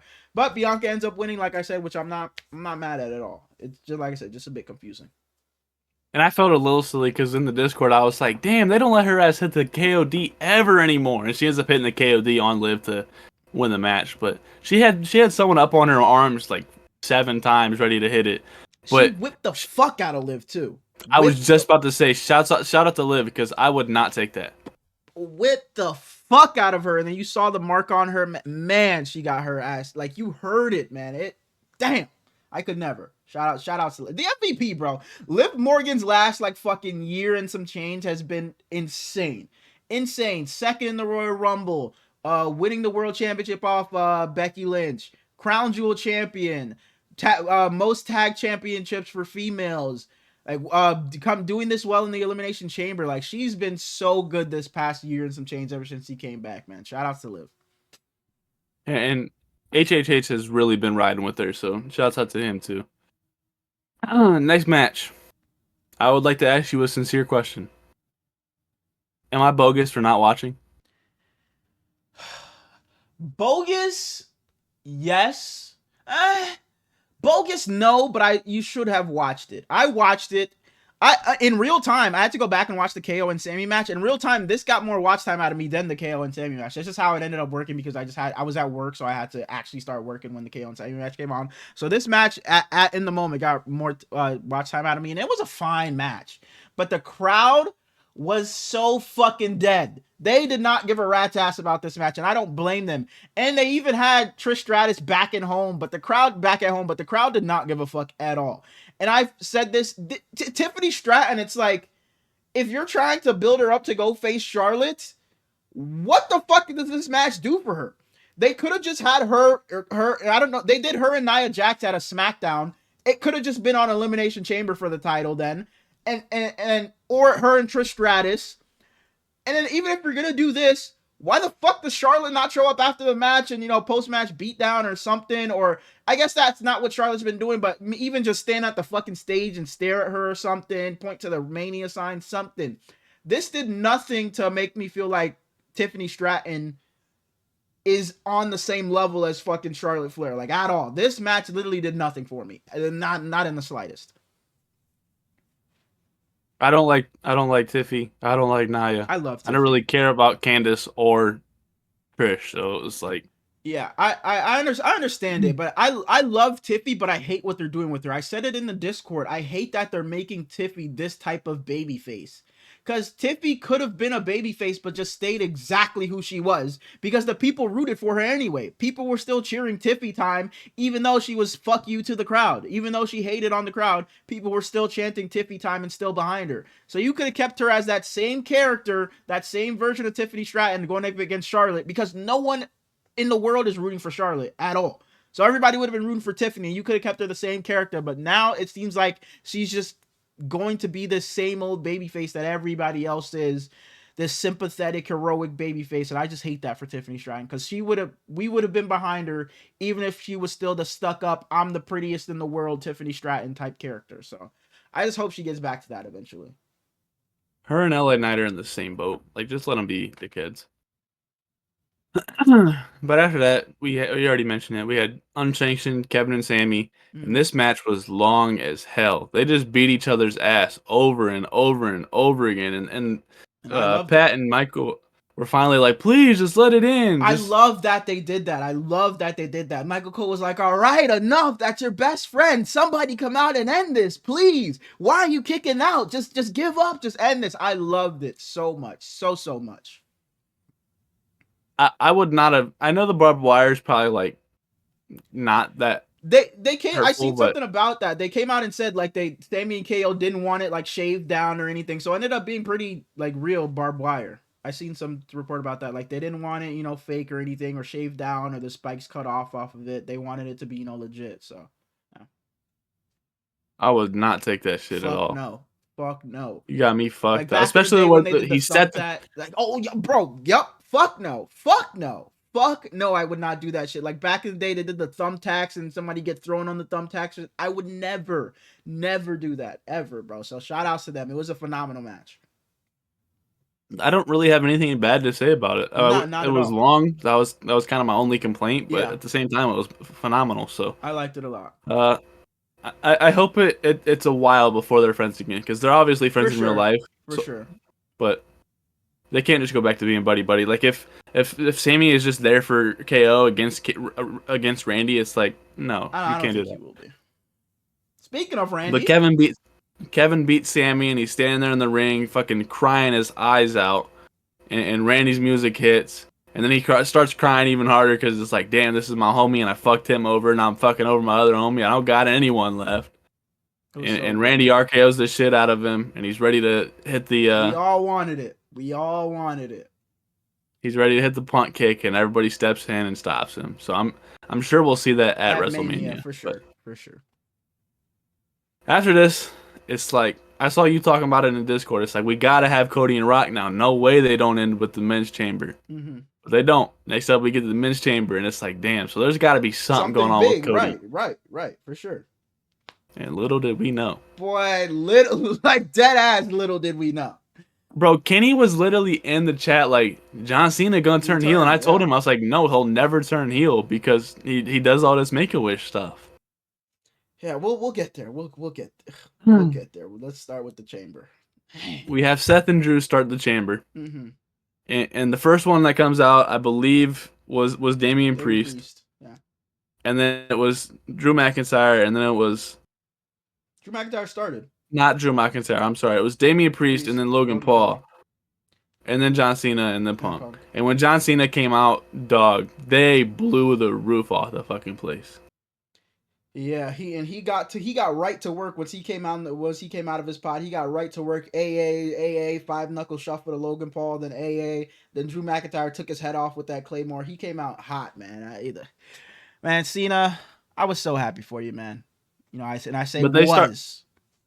they start with Seth and Drew. Mm-hmm. You know, Drew slamming Seth's head against Punk's little cupboard there, and Punk is just egging him on like, "Yeah, do it again, do it Yeah. again." And I don't know if you saw it, but the you heard of I think it's BDGE or something like that. It's Yeah. I love BDG. yeah, I don't know what the black guy's name is, but he's like the biggest of maybe no, not BDG. Black That's the guy. football Yeah, football. BDG Oh, is what the is his black name? the football guys. I'm like black Oh my guy. I'm gosh, what sure is they're his all name? white. Wrestling Oh, I know who you're talking about. I don't, he's kind of light black skinned. guy. He's light skinned. No, he's dark, Are they? full on Wait, dark. he's a wrestler. No, he's one of like the. Hold on, hold. On. I know who you're So talking about. I don't think you do. But you said a big guy, But like he's a bigger guy, like heavier. no, I was gonna say like popularity wise. Oh, okay, then yes, I know who you're talking about. He's kind of skinny. He has like a little mustache. Yeah, Yeah, I know who you're talking about. glasses. Yep, I know who you're What talking is about. his name? I have no clue. I thought if I looked up WWE 2K25, he'd pop up, but he's He not he popping he, he up. was he had a couple of things of eating with Jey Uso, right? Like Yes, yes, yes, I know who you're yes. talking about. Is it BDE WWE? Is it BDE? I think Yeah, it's it's BDE. BDE. Yeah. That's, BDE. Yeah, it's him. BDE. Yeah. oh my gosh, I just said BDGE. So Yeah, yeah, yeah. BDE is. I don't even remember what I was. Oh, BDE posted a video. Yeah. It was like he was sitting back behind, and it was like Punk's light kept falling down. So the Yeah. entire group there behind him was like, "Cheer, put the light back," and then he'd put it back up, and it'd fall again, and they. Yeah. It was a cool little video. And then I saw a video from Santi, and he was like the row behind Drake. Drake. Mm-hmm. And Logan Paul did the OVO, and Mm-hmm.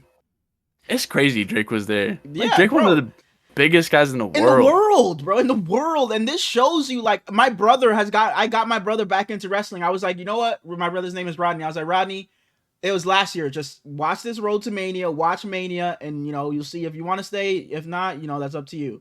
And he's back. He's watching every week. He texted me today after what happened on Raw. He was like, yo, you watch already? I'm like, yeah, and we talked about it. Like, he is fully back. And he had a watch party for Chamber, and I was I wish I would have called off. I called off for the Rumble. Boy, I wish I would have called off for Chamber. I wish I was home to watch this. I would have been screaming my ass off. But he had a watch party. He had some friends over, and bro, there are two people that haven't watched WWE in the longest time, and he told me they had a great time. Like, they loved it. So man, like, it just We shows could have you watched that it with them. We could have we streamed streamed it, it. but Like, it nah. just shows you that WWE is like, and it's crazy to say because we watched it like, now I watch it just as much, but like everybody was watching when we were kids, but then eventually it just became like, oh, this guy's watching wrestling still in high school. It's like, oh, you're still watching? Like, what are you doing? And now it's like the whole world is watching. You have celebrities there every episode. Vanessa Hudgens is a diehard. Little Yachty's been there multiple times. Like you said, Drake. Like everybody's fucking favorite rapper Deion Dawkins was is there there. tonight. Deion Dawkins. It's like Macaulay Culkin. Everyone is there. Like, everyone is just. Travis Scott is not even just there. He's part of the show. Like, everybody is just involved in wrestling right now. Speed and Kai. It's like, bro, everybody's just watching They're getting wrestling. paid. It's like, it's ridiculous, bro. It's crazy that it's at the highest point it's ever been in 2025. When we thought that was back when we were watching, we thought that was peak, but now it's at what it's at now. At now, man. Shout out wrestling. Yes, I got a RKO. Or Yeah, no, Frog Splash. KSI, Jake Paul, like all that shit. Yeah, Mr. Beast will probably be in the fucking prime bottle this year or some shit. I think he's a little bit too big. All right, I don't know where we were. Sorry. Seth and Drew started. Damian enters next. He kind of wreaks havoc. Logan enters next. Kind of gets his ass whooped a little bit. He had some cool little segments. And then, as you said, Cena came out fifth and just kind of whooped ass for a while. And then we get the first elimination before Punk even gets to come out. Priest rolls up Drew, and I was pissed because there's no way we were gonna keep doing this with Drew. It's been years now. He just gets the short end of the stick every single time, and I'm tired of this character for him. I want him to be dominant so bad, and because he's so good. He's good on the mic. He's good in the ring. I immediately went to the Discord and we were all saying the same thing. Everybody immediately is typing, bro, I hate what they're doing with Drew, man. Drew again. Drew rolled up again. We're all saying the same thing. It's like, having him lose is one thing, but you just got him looking like a complete jackass. Rolled up by Jey Uso, rolled up by fucking Jimmy Uso, rolled up by Damian Priest, eliminated from the Rumble by Damian Priest. Drew talks on the mic like he's this big badass fucking gonna whoop your ass. Then y'all put him in matches and he's the fucking softest, looking like a complete idiot every single time. And I'm a fan of Damian Priest. I love Damian Priest so much. And I love Drew McIntyre a lot too. But boy, do I not give a fuck to see them two have a match at WrestleMania. I love Damian Priest a lot, but you're just not in Drew McIntyre's class right now. What Drew McIntyre has done this past year and a half, he should be feuding with CM Punk at Mania. He should be feuding with Seth Rollins at Mania. He should be feuding with Roman Reigns at Mania. He was supposed to be the fucking bloodline bounty hunter. That's what he was saying. I'm going after everybody. He even talked to Solo. Make sure you take out Roman for me. He beat Sammy. He beat Jimmy. He didn't beat Jay, but it looked like he was on the trajectory to go have a match with Roman, and now he's gonna have a match with Priest. And this is the way you're doing it. It's like, if you want him to go have a match with Priest, that's one thing, but you don't have to have him get rolled up and look like a complete jackass in every match that he's in to get him there. It's just, I hate what they're doing with him so much, man. And it's not even like Damian continued on and looked really good. He was the next one out. He got eliminated by Logan Paul.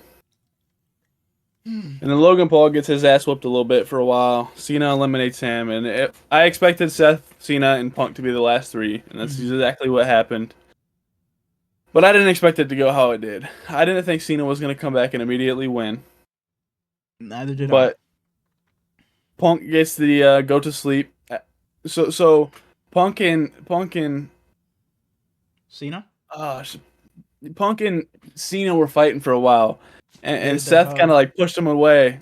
No, early before that. Seth pushed him away and was like, "You haven't been here. He's mine." And then Cena just whooped his ass. But yeah, the hug was beautiful.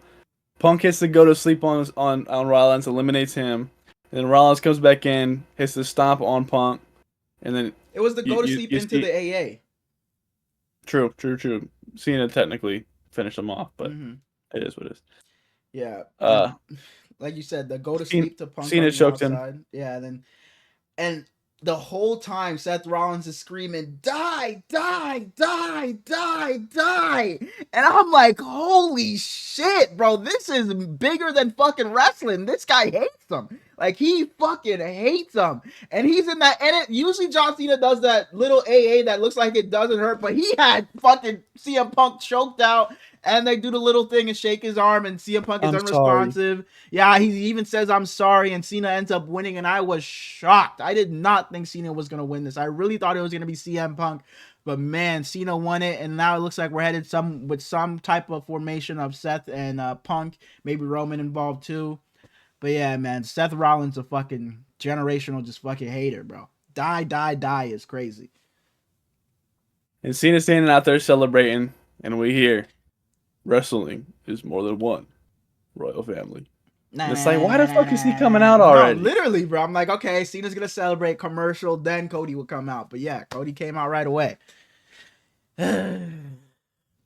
And they talk for a little bit, and Cena congratulates him, and they're kind of hugging a little bit, and then we hear, "If you smell." And Cena's reaction's like, "Oh no, what the fuck's he doing?" As if we didn't know he was already coming out. Yeah, Cena be fucking overacting his ass off, bro. Like that whole, when Cody did the fuck yourself, he's up there, he's jumping around, throwing his fist up, bro. He kills me every time. He had me dying. And I still don't understand why Travis was out there, but Cody telling Rock, he looks at him and said, you know, I don't have a soul anymore. And Rock was like, yeah. And he was like, because I gave my soul to these people a long time ago. Rock, Bro, go fuck yourself. Dog, hey, I my jaw hit lost the it. I ground. lost it, bro. I was like, what? What? Bro, that obviously what happened afterwards was more shocking, but I think this got an even crazier reaction out of me because it's like, Me too. bro, I'm so glad they didn't bleep it. I think Pat McAfee was on there. What? And like, bro, it just go fuck yourself, and the crowd popped crazy after it too. And then he drops the mic, and they just have the camera shot of them staring at each other, and I'm like, holy shit. And this is why I've always said I never wanted WWE to just be cursing all the time, because you get moments like this when they actually do drop the F-bombs. It just hits hard. Hey, Rock, go fuck yourself. Like, holy shit, that hit. That hit. Bro, I was like, hell yeah, Cody. Hell yeah, Cody. I was hype as hell, man. I was so fucking hype. Continue, man. Customers back to looking at the milk Bro, section like, what the like fuck's this dead guy ass. doing? I'm going crazy in aisle fucking 7, going crazy because Cody just said, "Go fuck yourself," bro. It was so hype. After that, Cena parading around, doing his dances and stuff, and Rock's just kind of staring at Cody, and Cena goes up and gives him a hug, and And his that's face. when I knew something. That second dap up hug was just so weird. But I thought it was gonna be Cody that did something. I did not think, like, I thought Cody was just two-timing us and he's dapping up Cena and then he's gonna do something. And then, like you Bro, said, the Cena looked face. evil, dog. Possessed, like evil, like scary, bro, like legitimately scary. And then I'm like, no fucking way. No fucking way. And then I lost it. I was like, no, they're not. No, they're not. Rock does his little slit the throat thing, and then it pans back to Cena, and he has that angry face on, and I'm like, they're not about to do this. Like, there's just no way Cena is turning heel. I didn't believe it for like the next fucking day. Still, the next day, I still didn't believe it. Like, and then he gets out of that little trance or whatever he was in with the Rock, and backs up and smiling with Cody, and then gives him the low blow, and I'm like, holy shit, they did it. Holy fucking shit. And right when the Rock did this little thing, the crowd started losing it because everybody knew what was up. The crowd started losing it. I'm like, holy shit, they're actually doing it. And Cena You fucking sold turned out. heel. Yeah, You you sold sold out. out. And Michael Cole was so great on the mic this entire time. John, Triple you're H said that they didn't tell anybody because didn't they tell wanted it to be a anybody. surprise still. Anybody. Yeah, and I was watching the post conference or whatever, and he was like to the people on the truck that work like the cameras and stuff like that. He was like, "I'm taking over this last section. I got it. Don't worry about it." Because no one knew what to do. No one else knew about this, so he took it over. So it was just crazy that no one knew about this. So just imagine all the superstars are back there like, "Holy shit, John Cena just turned." CM Punk, Seth Rollins, they're all back there not knowing what's going on, and like, bro. Like, and Michael Cole's on the mic. Cena, you were 16-time champion and you stooped to this shit. And I'm like, holy hell, bro. Holy hell, what a fucking moment. And he grabs the watch that The Rock gave him and uses it as a brass knuckle and whoops Cody's ass, takes the championship, bashes Cody over the head. He has blood all over his face, rips his suit off. That fucking $3 ass suit that he was wearing to just get ripped off like that. And then Travis Scott, boy, he said, I'm gonna be part of this fucking segment. Tries lifting up Cody and slaps the shit out of Cody. Slaps the life out of Cody. You see Cody even Right on turn. the ear, Yeah, Cody too. even turns back like, damn. Like, Cody turns his head like, fuck. And then The Rock gets to whipping him, puts the blood on the belt, bro. Holy shit. What a night, bro. What a fucking night. I The wish I would belt have was called off. crazy to me because he was like, "This is the day that the dream died," and it's like, man, Bro. And this admittedly so, like people were saying, this road to Mania, hasn't been very good, especially coming off of last year, the greatest build to Mania like ever. This year was kind of feeling like a little low, a little down, you know, and then you do that on Saturday. Like, yeah, you had that moment, but you had Jay come back, you had Randy come back, and then that at the end of the show. My goodness, bro. And HHH gonna go up there and say, "Does it feel like Like we're the on the road to bro, he be WrestleMania reading those now?" fucking tweets. He reads those tweets. He is online, bro. What a moment, man. And I'm just so excited to And see what this leads to. Go ahead. John Cena go in there, they're ready to hear him talk, and he just dropped the mic. And then they're gonna interview The Rock, and I fucking hate hearing him talk after this stuff. He goes, Yeah. "I don't know if he's gonna wear his jorts still. That's up to John, I guess." Yeah, he be in and out of character when he's on that fucking those post game interview, or not post game, but the post. You see the dude ask him about his Waffle House interview? Order. Yeah. That's He what I was thought like, you were talking eh. about, because he be with BD doing the fucking. That's what I thought you were talking about. He gonna say, "Thanks for the question, but that one cannot be our last question." Yeah, yeah. Yeah, man. What a bro. It was like, I still couldn't believe it. I woke up the next day and like everybody was talking about it. People who haven't watched wrestling in God knows how long was just Cena turned heel, because Cena's Fucking Shannon Sharp on First Take, yeah. Like, knowing damn well they haven't watched wrestling since fucking 2002. And they're talking about it. Like John Cena was never my fucking like favorite wrestler, but in some way he's everybody's childhood hero, because he was just the man when you were growing up. He was the face. And just to see this, it's like, bro, you just would have never thought it would have happened. And bro, I just still can't wrap my head around it. Two more comments out of me. Brandy Rhodes tweeted, "Fuck John Cena," and R-Truth gonna say, "Let's not jump to conclusions." He's hilarious, bro. He is hilarious. Absolutely hilarious, man. But when we got to the Royal Rumble, mm-hmm. you know, my favorite wrestler, he's not in WWE right now. Mm-hmm. And I told you I wasn't gonna get myself pumped up. I wasn't gonna believe he was in it. Mm-hmm. You know, Chelsea Green champion right now, but you know, he's still over there doing something. Mm-hmm. In real life, Cody Rhodes' best friend is Matt Cardona. Mm-hmm.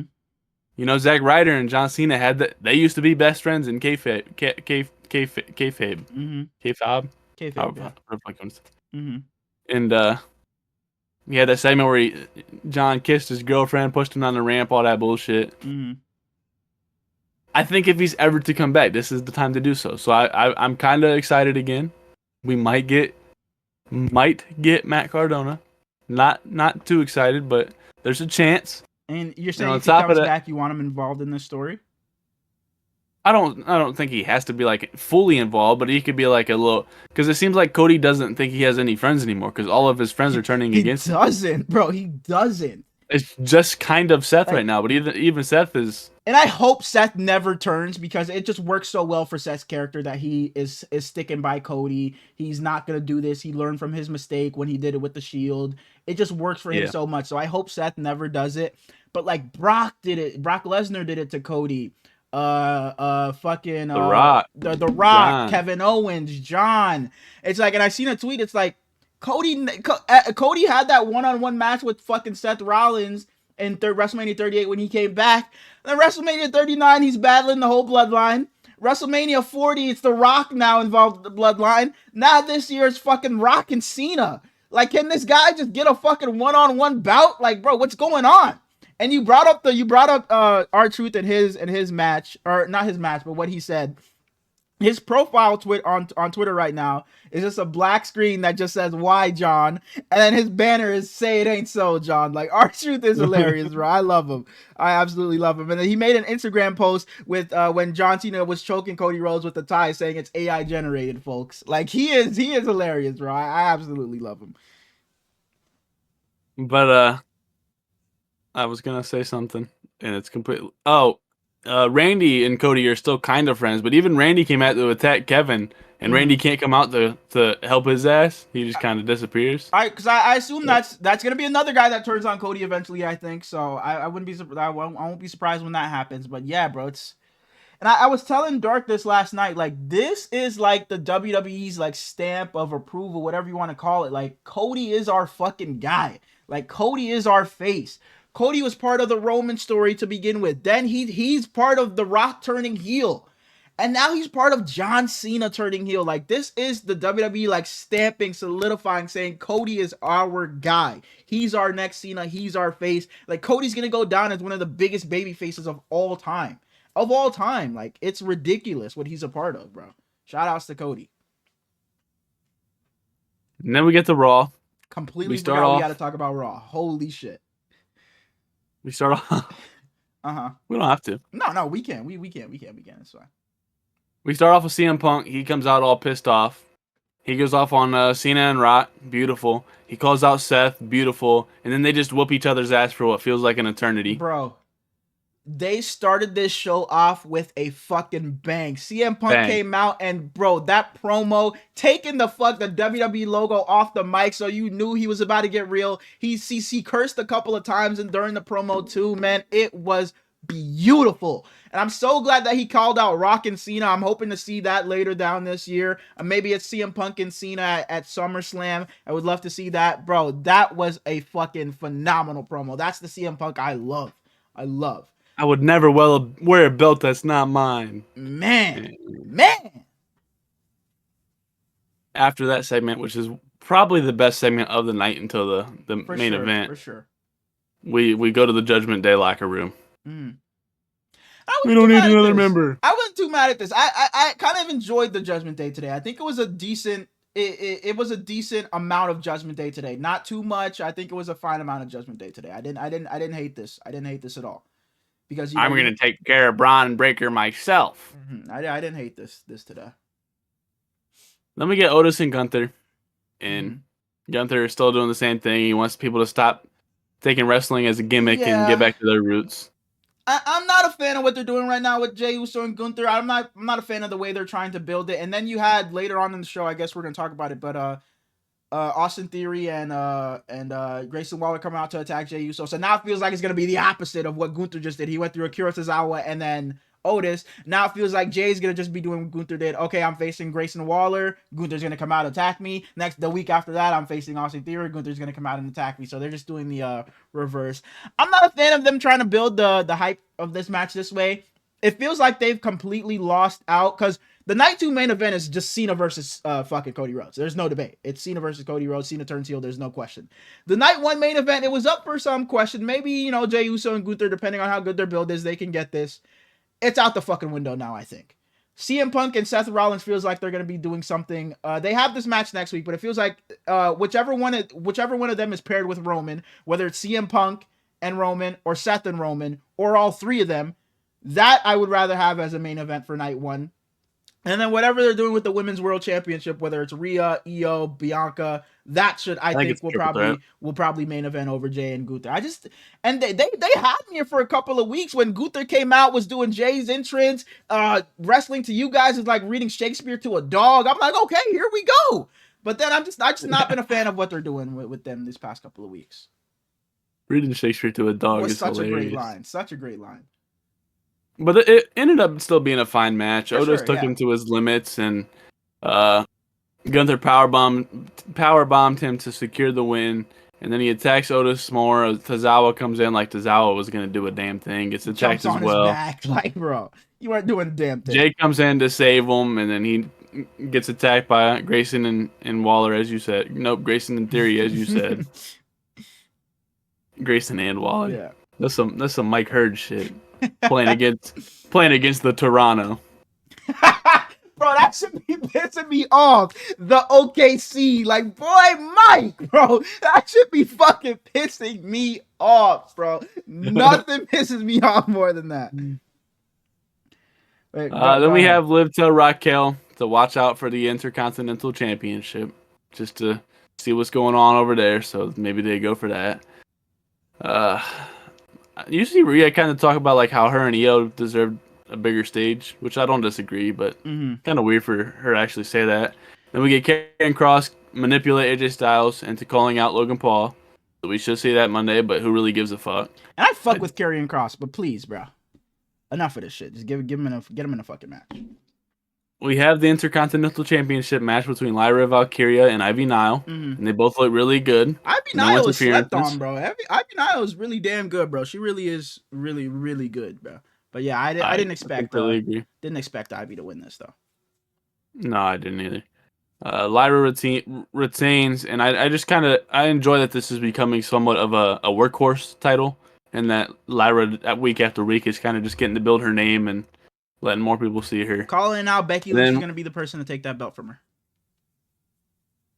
we see Seth and Punk get into another brawl backstage. Adam Pearce is in the middle of it, and Adam Pearce is like, "Get the fuck out of here!" And then he tells Seth that him and Punk are gonna have a steel cage match on Monday in Madison Square Garden, so that'll be sick. MSG, it's always a big show. Last time they were in MSG, Paul Heyman got put through the table, and I'm calling it now. Roman Reigns comes back during that match. Yeah. Roman, once I heard that it was going to be steel cage, them two going at it again, immediately Roman Reigns came to mind. He's coming back during that match. So that's why I expect it to be a triple threat at Mania. Yeah, I think because Seth can't lose again. He already lost to Punk at the debut on Netflix, so he can't lose again to fucking Punk. So I think Roman has to come back here, or Seth just gets the win. But I'm leaning towards Roman comes back. But what I will say is, I wish they would have just saved this entire thing for a build to Mania with Seth and Punk. I know it was planned for last year, but Punk got hurt at the Rumble. But they just burned their first match so early at the Raw debut on Netflix, and then now they're having another match. I feel like this is a match and a feud that should have... Their first match should have been at Mania, and then you have subsequent matches afterwards. I feel like their first big match, all the energy is just put into our first match at Mania. But hey, I'm not mad at what they're doing here because I expect this to be a triple threat with all three of those guys. That's going to be a great show. Then we get the highlight of the night of Ludwig Kaiser cutting a promo on Penta. Mm-hmm. And Penta comes out and hits his emote. Mm-hmm. And man, I couldn't care less about those two feuding. Mm-hmm. You got nothing to say about him? No, sir.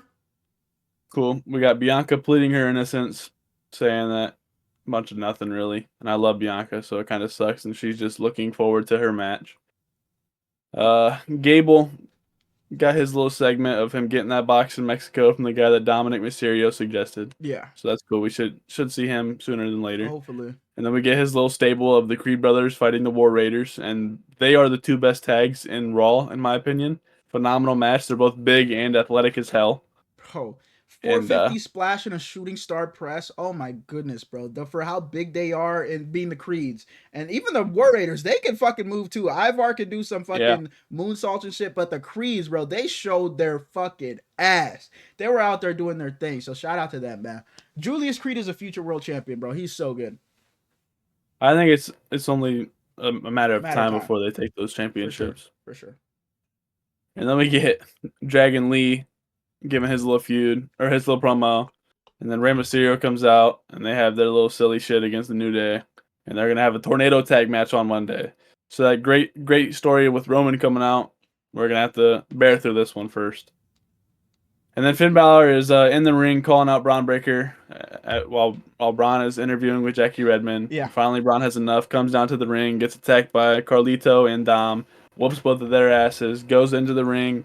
Finn looks good for a little while, and then he whoops Finn's ass too. So Braun's just going to have Judgment Day at Mania, I guess. Yeah, for a while I thought it was going to be AJ Styles going after Braun Breaker, but it looks like it's going to be Finn Balor, which I'm not mad at, and I hope Finn Balor wins just for Finn Balor's sake, because if he can't win this one, it's like, holy fuck, it's over.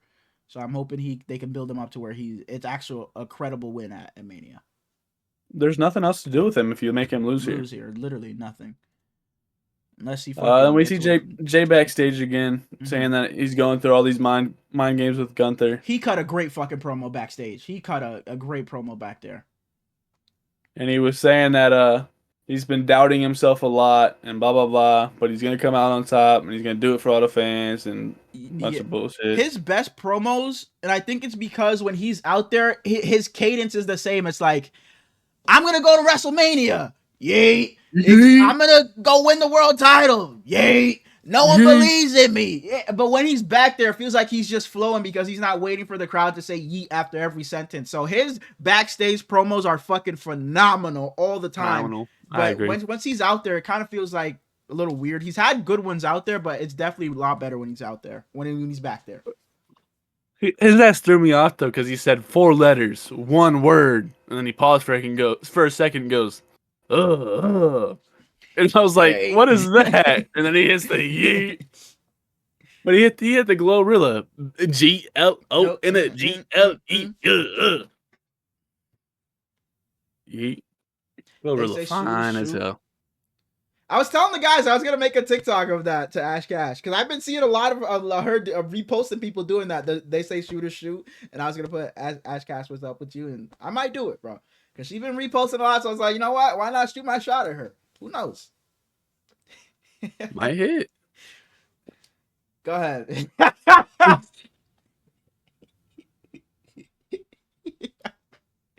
Wow, man. Fucking continue, man. Then we have Rio.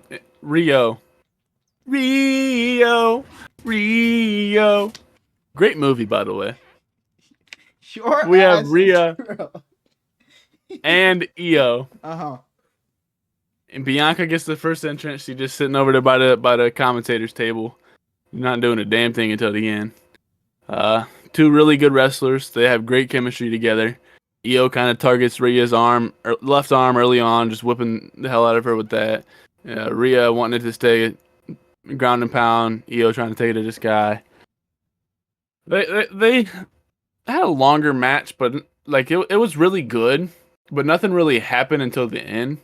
And they were outside of Io was outside of the ring, and Bianca was like cheering her on, trying to get her up and everything. And Rhea wasn't a fan of that, so she goes out there and confronts her. You don't want to face me? You don't want to face me? You're rooting for Io? You don't want to face me? And yeah. And I don't know how she didn't get disqualified. Yeah, referee's discretion, I guess. But yeah, she didn't get disqualified because clearly they had plans of Io winning. That kind of told you right there. It's like, oh, she didn't get disqualified. You know, probably, you know, something big is happening here. So yeah, and then she's chirping with Bianca, gets back into the ring, takes Io up to the top rope, going for like an avalanche riptide. And then she says, before she does it, she goes, I'll see you at WrestleMania to Bianca. But then Io is so good at reversing shit, by the way. She's like the fucking queen of it. She's so good at it. She reverses that avalanche riptide into a Hurricane Rana. Then Rhea's down, and then she goes back up and then does the over the moonsault and wins it. And then she had a nice little sequence earlier where she did all of Damage Control's moves during the match. She did Dakota's boot. Except Dakota. She did Dakota's boot before. Then she did Kairi Sane's elbow. Then she had the Oscar lock. So that was, you know, nod to her teammates before she won. But yeah, she ends up winning, and I was shocked. I was shocked. Because I was like, bro, this close to Mania, you're switching the titles. Because we were on their ass, like Raw after Chamber. But seeing, if you were going to have Io win, put it on the fucking Chamber then. Put it on the fucking Chamber. But I agree with it now, because if Io wins yesterday, nobody gives a fuck. Or I guess Saturday. Io gonna win, and then we're gonna see Cena turn heel. We wouldn't have gave a damn what Io was doing. That's a fair point. That's a fair point. But I just I also like that. I think we should see more title changes on the normal shows. For sure. If this is gonna start that, then I'm completely okay with it. For sure. But it's not like we've been lacking any. We saw the IC title wasn't a change, but that got crowned on a Raw. We saw Rhea take it back from Liv on Raw. We saw the tag team titles just changed last week. So yeah, but like I just think this could have replaced that fucking Tiffy match or something, or just cut time somewhere else. And I think this could have been on the Chamber card. But it is what it is. Bullshit. So Io wins. I'm sure Rhea's gonna find a way to get back into this somehow, because I don't think it's gonna be Io and. Well, I think this is the only way it was possible to be a triple threat, because you can't let Io win and then she's just magically in the or lose and then she's just lose. If she lost, she was fucked. Yeah. But Rhea can just use her rematch clause now, so she's back in, and then Bianca's back in, so it's a triple threat. And you know, at Chamber, you kind of saw them both come out and stand there with Bianca anyway. So it kind of alluded. We were all on their asses, like, why are you bringing Io out here? We know Io ain't fucking winning, like, bro, because they said it so many times, you know. And Bianca Belair is going on to face Rhea Ripley at WrestleMania or Io. Yeah, we're like, bro, come on, she's not fucking facing facing Io, but there she go. And I honestly think Io is the champ right now until WrestleMania, and she's there to fucking take the pin. I think Bianca's gonna win it or Rhea's gonna win it back. I don't think Io's keeping it, and not because she doesn't deserve it. I think they just want it back on Rhea. They just want her to have that chase again, or they just want Bianca to go and get it, be out of the tag team Be, division. Because if Bianca gets it, this probably builds up to her and Jade for the belt one day. So I think that's where they go. I don't think Io cares. do they make Bianca lose, or does she continue the streak? Like if They I had better to not put make her money, if lose. I Is had all to I'm put saying. money on it today, I think Bianca wins at Mania, because I She think better. this probably leads to her and Jade at maybe SummerSlam or whenever it is for the belt. So this was a really All right. good show, good episode, a great weekend of just wrestling. I was just about to say, yeah, it was a good SmackDown, weekend. Chamber, and Raw. Three great shows. So yeah, this was a longer waffle, but I'm not mad at it at all. A lot of great stuff happened this week. If I'm telling you, if you're not a wrestling fan or you've been clocked out, this is the time to get back into it. Even if you don't watch wrestling, I'm sure you know what happened with Cena. So you can just be invested into that storyline, and maybe you'll just see something else as you're watching that storyline and to get you hooked, and, just to keep you around. But yeah, if you don't got anything else to say, we can get on up out of here. We We appreciate you can get guys on up out of watching. here. As we said earlier, we are going to be doing our mock draft next episode. And yeah, I apologize again for no episode last week. That is on me. But be sure to go down, like, comment, and sub if you guys haven't already. If you're new, like I said, sub. Head over to the TikTok and show some love over there. Show some love on the YouTube Shorts and the Twitter. We appreciate you guys rocking with us. Maybe one of these days we'll get to 75. I think we said 100 before the playoffs even started. But hey, here we are at 73. We'll see you guys on Friday. We love you. Peace.